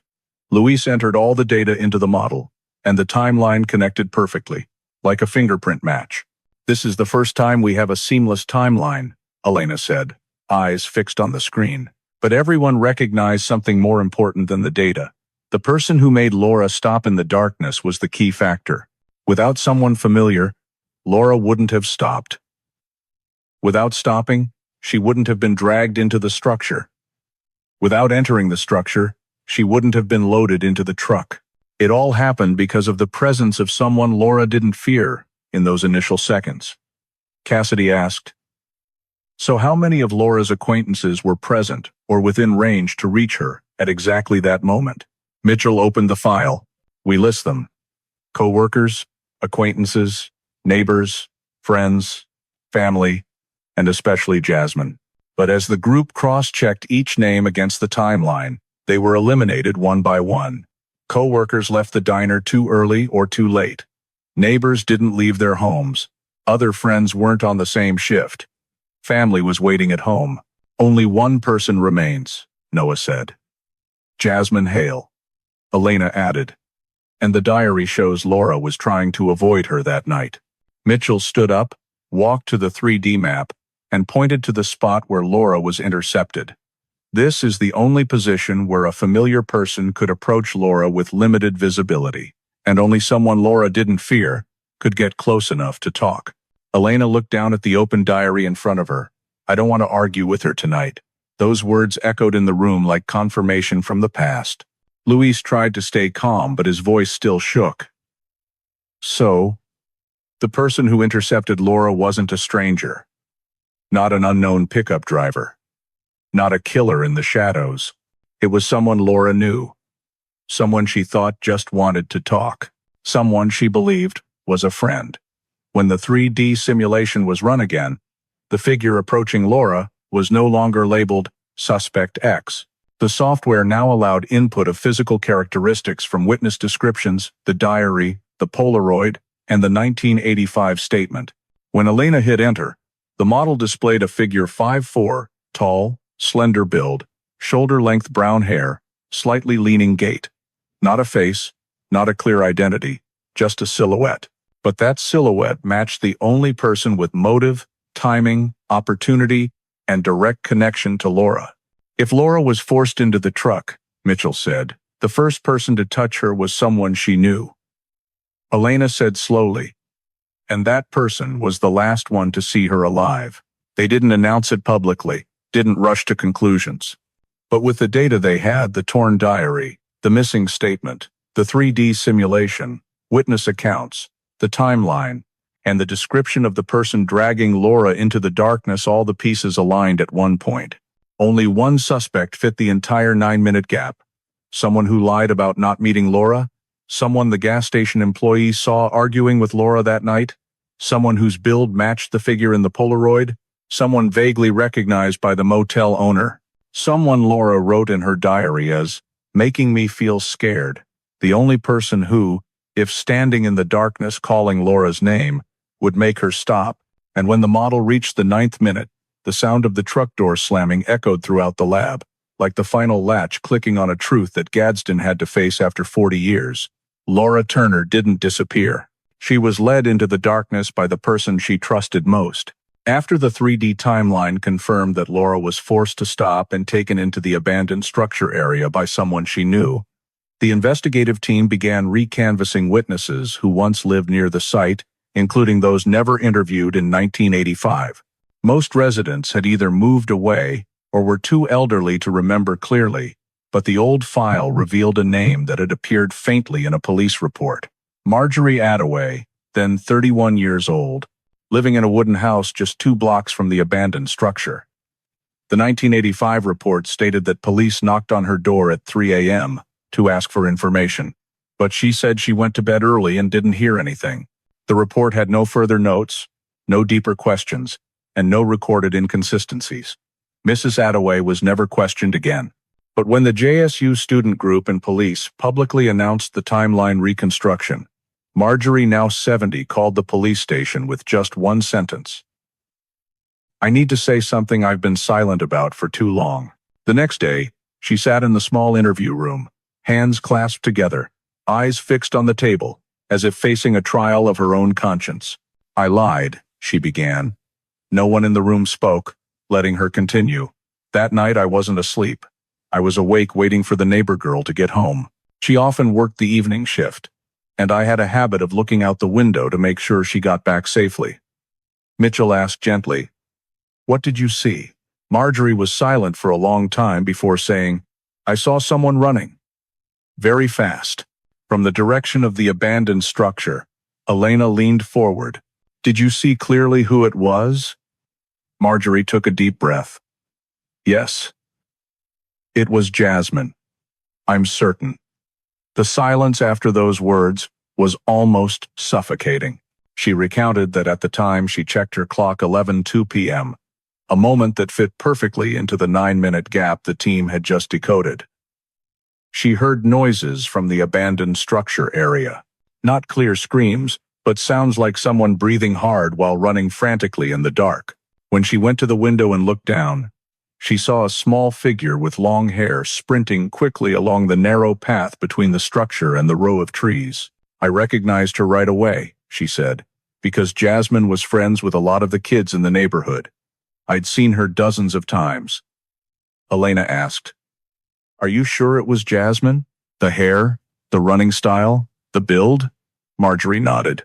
She was running like someone who was terrified, or who had just done something she didn't want anyone to see. Mitchell followed up. Did you see her carrying anything? Mrs. Marjorie furrowed her brow, trying to recall. Yes, she said slowly. It looked like she was holding something. Looked like a bag. The soft kind with straps. Like a purse or makeup bag. In the room, Cassidy immediately flipped open Laura's diary and pointed to an entry Laura wrote 2 weeks before her disappearance. She keeps asking me to return the bag from the other day. I forgot to bring it. Louise looked at the note it matched uncomfortably. Mitchell asked, Why are you speaking up now? Mrs. Marjorie fell silent for a moment before answering. I was scared. Jasmine was just a kid from the neighborhood back then. I didn't want to get involved. And the police that year didn't press me. They asked a few questions and left. I thought maybe what I saw wasn't important. But I was wrong. Elena asked, Did you ever see Jasmine near the abandoned structure again after that night? She shook her head. No, never. She avoided that area like the plague. That made me even more afraid to speak up. The alignment with the 3D timeline made her statement not just valuable but vital. The person running from the structure at the exact moment Laura was forced into the truck. The person whose build matched the 1985 witness descriptions. The person appearing in the Polaroid at Lookout Mountain. The person Laura wrote about in her diary as causing pressure, stalking, and fear. Everything pointed to one name. When the interview ended, Mrs. Marjorie stood up, eyes welling with tears. I should have said this back in 1985, but I hope saying it now is still in time for that girl to get justice. As she left the room, Mitchell stood still for a long moment, then said to the silent students, staring at the timeline board, This case finally has a direct witness. Elena replied, And what she said matches down to the second in the timeline. Louise whispered, The 9 minutes are no longer a gap.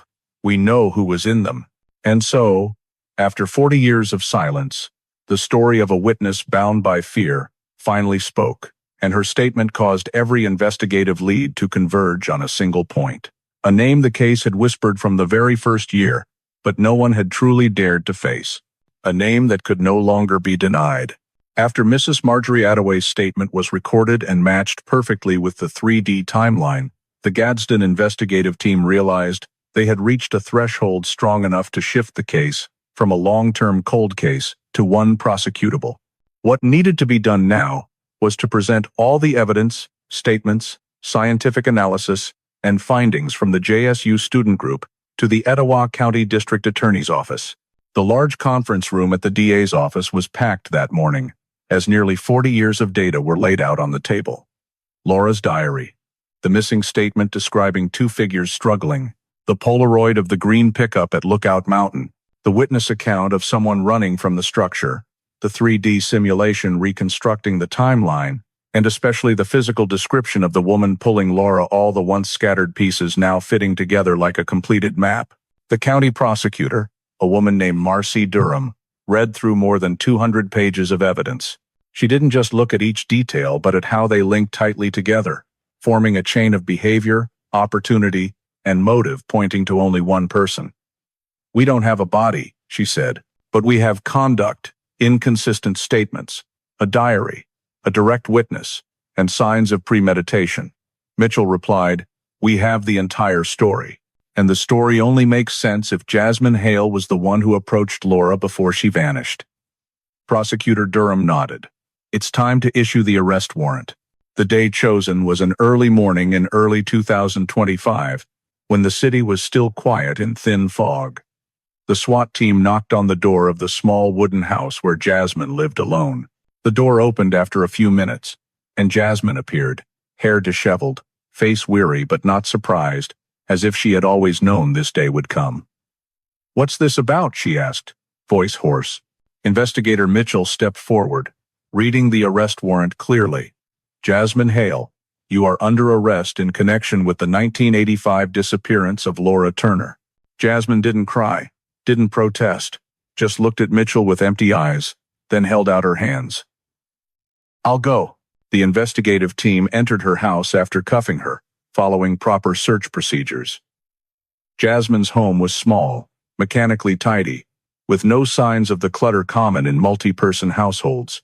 Bare walls, bookshelves without family photos, and a dining table set for exactly one person, all speaking to a solitary life stretched over many years. But then Luis, checking the bedroom, called out, "Everyone, look at this." On the desk, under a stack of old papers, was a map of Lookout Mountain printed from the 1990s. In the corner of the map was a red mark, an X right near the area matching the green pickup's location in the Polaroid. Mitchell picked up the map, his expression growing heavy. "She went back there," he said. "Maybe multiple times." Elena found in a drawer a soft, dark green leather notebook. The cover had no name, but when opened, the handwriting inside made the whole room hold its breath. It was Jasmine's diary. Not much, just about 20 sporadically written pages, mostly passages revealing confused, self-contradictory emotions. The line that silenced the group was in the middle. "I can't believe a friend could betray me like that. She wanted to get away from me. She didn't understand that I just wanted to keep her safe.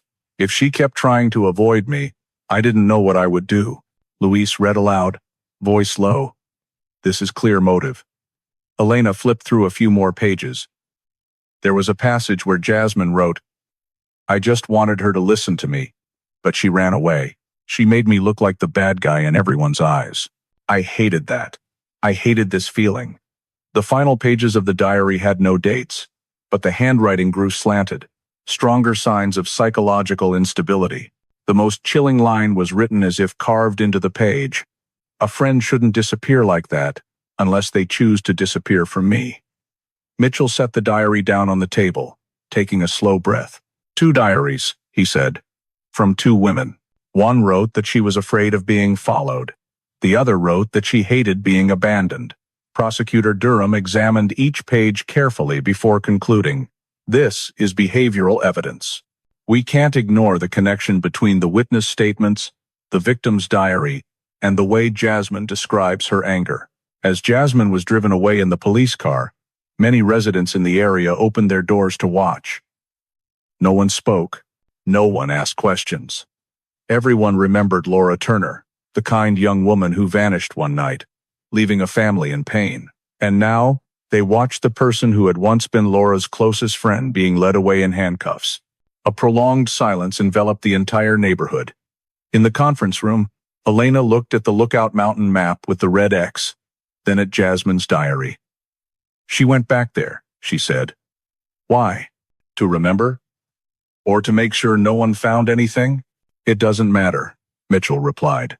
"What matters is that 40 years of silence have ended." And as the morning light gradually spread through the window, the investigative team understood they had just placed the first period in the final chapter of a case that seemed forever unsolvable. The trial of Jasmine Hale took place in late fall 2025, in the large courtroom of the Etowah County Courthouse. Despite nearly 40 years having passed since Laura Turner vanished, the attendance was still packed. Many Gadsden residents who had been teenagers in 1985 now sat in the front rows, as if coming to witness the end of a lifelong nightmare.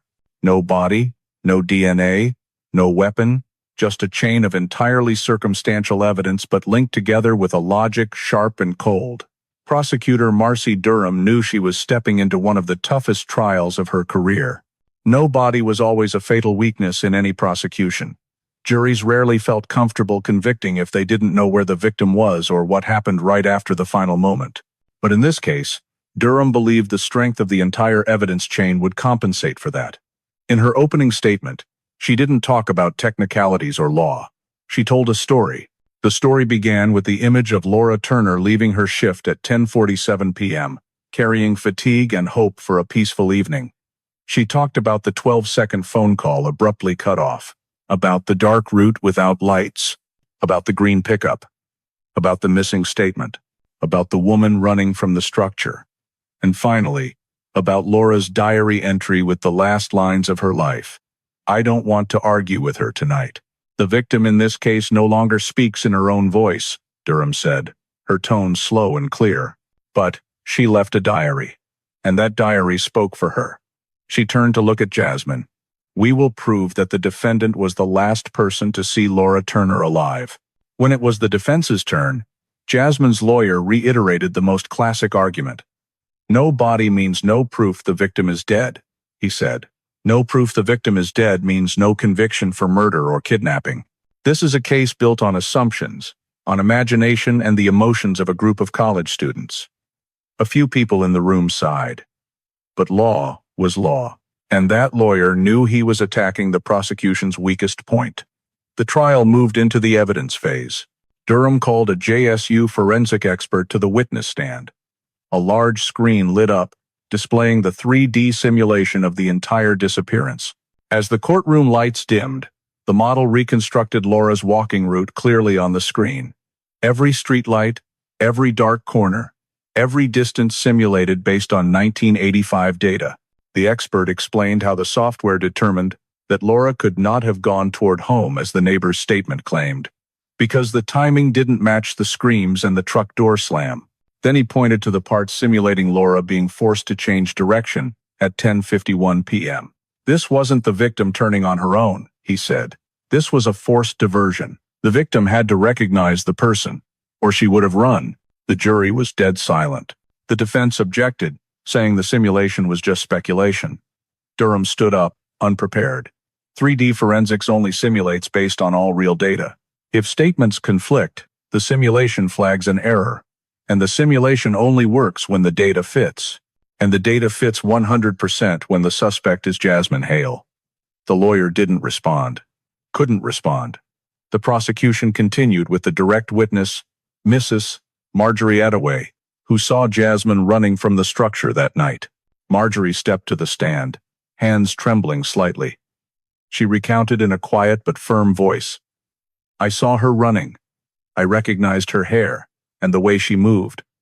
She was running like someone escaping. The defense pressed. Are you sure? It was nighttime. Dim. 40 years ago.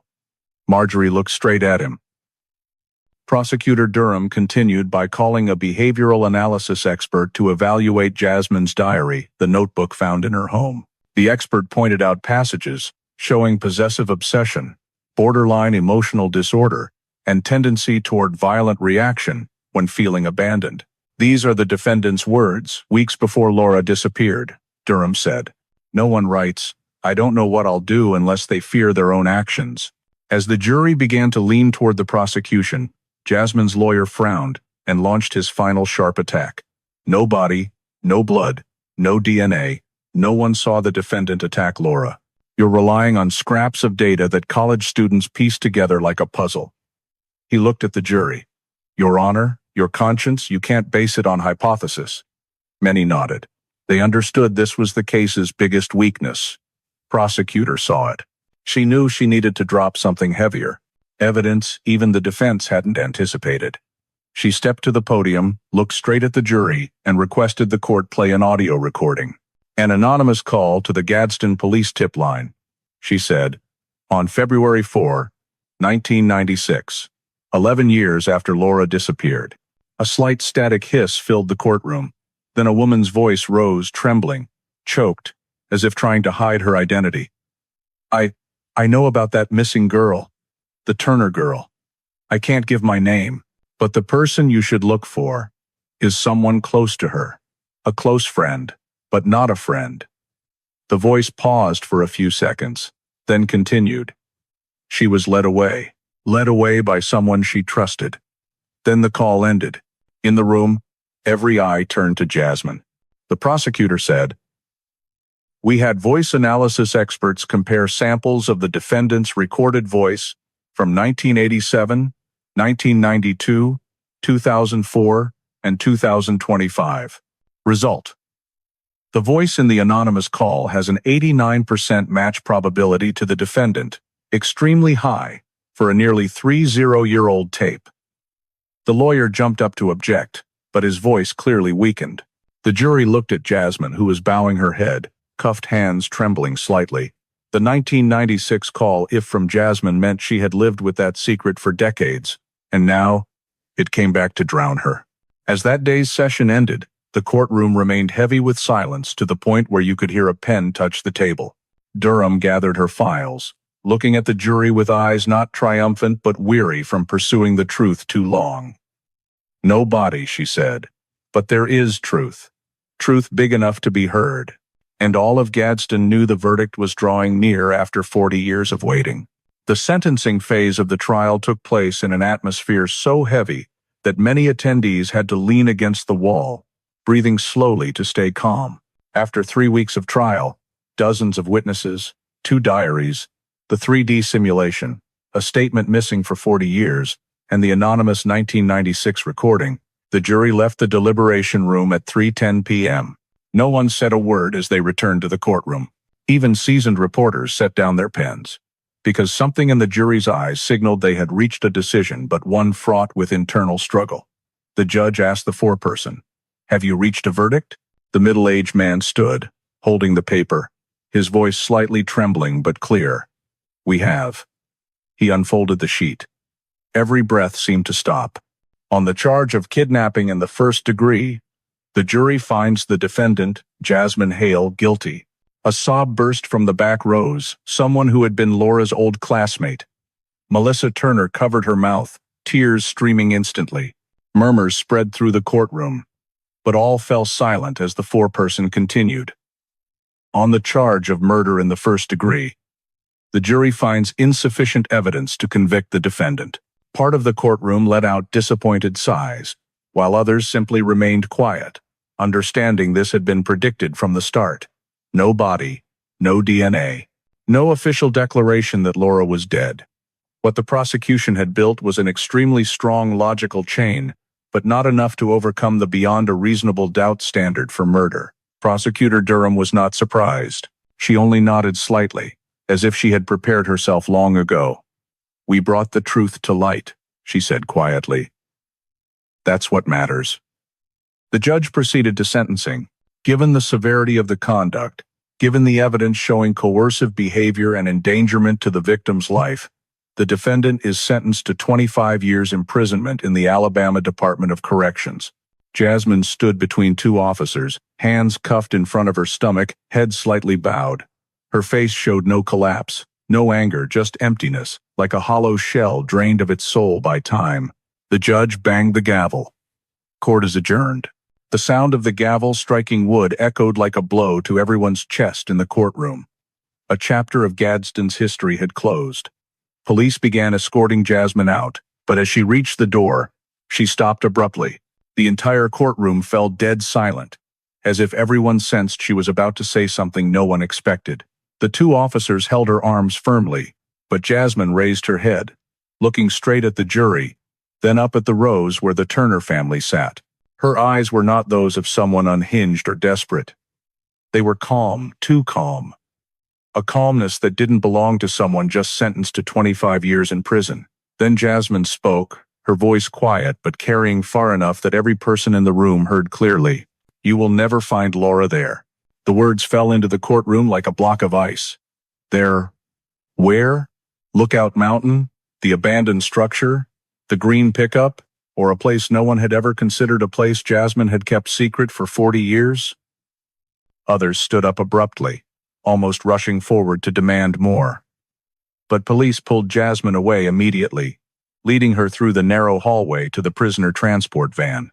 In those final seconds before the door closed, Jasmine still held that gaze, serene, cold, and full of implication, the gaze of someone who knew exactly what the entire town had been searching for over 40 years. As the van drove away, Gadsden sank into heavy silence. Though Jasmine had been convicted of kidnapping, the case still had one open question, the most important one.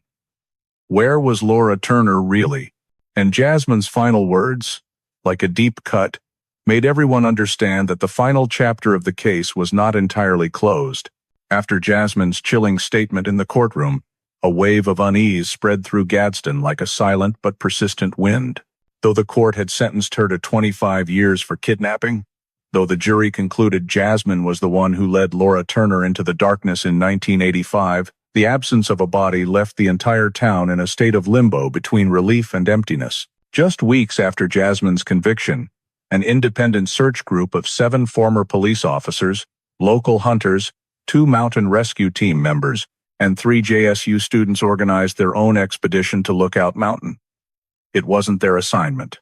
No one paid them. But the words, "You will never find Laura there," haunted them like a challenge they couldn't ignore. They brought metal detectors, deep digging equipment, thermal cameras, topographic maps, and enlarged prints of the Polaroid, showing the green pickup. They went straight to the red X mark found in Jasmine's house, without knowing if she had marked it to remember, to warn, or to mislead.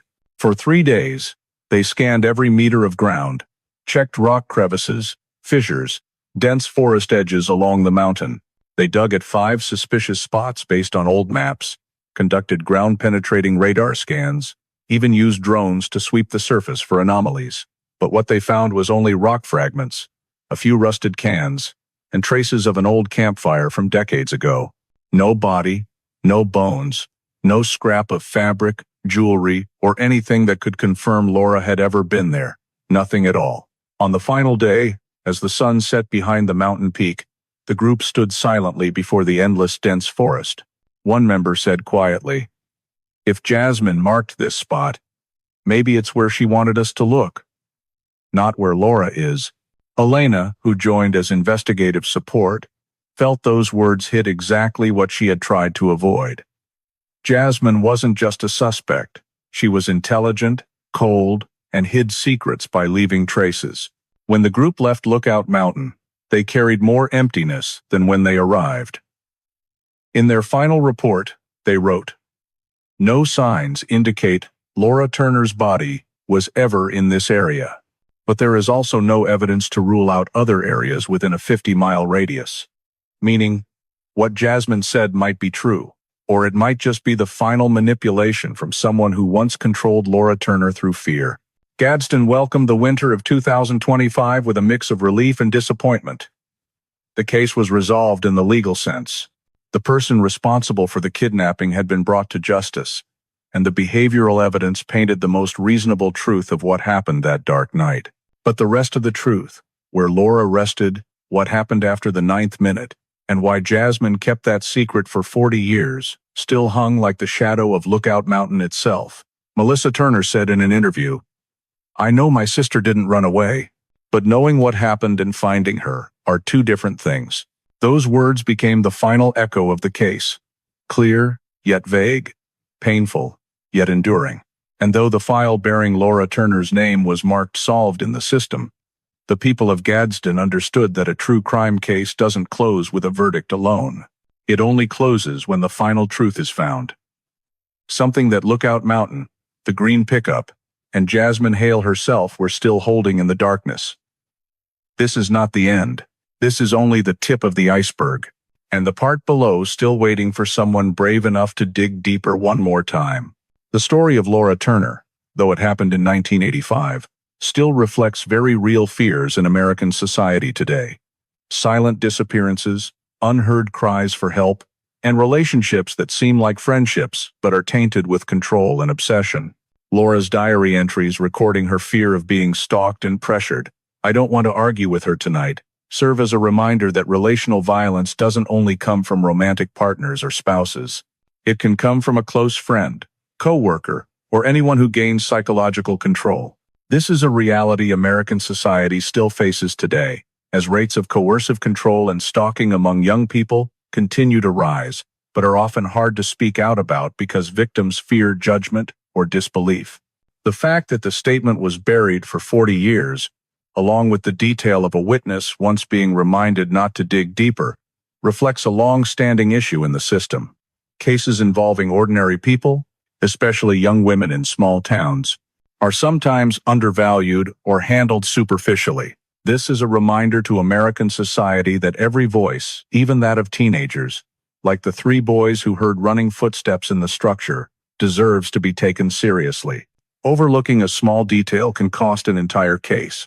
And finally, Jasmine's warning. "You will never find Laura there," reminds us that justice is not just a sentence. Justice is also the persistence of the community, the family, and the young students who refuse to let someone disappear in silence. In a vast America where tens of thousands of people go missing each year, the lesson from Laura Turner is, don't dismiss the unusual, Don't ignore the small signs, and trust your instincts. They are sometimes the only thing standing between you and the darkness. If you want to keep following stories pulled back from the darkness like Laura Turner's case, remember to subscribe so you don't miss any journey toward justice. Thank you for joining us, and see you in the next video, where we continue searching for the truth on behalf of those who can no longer speak for themselves.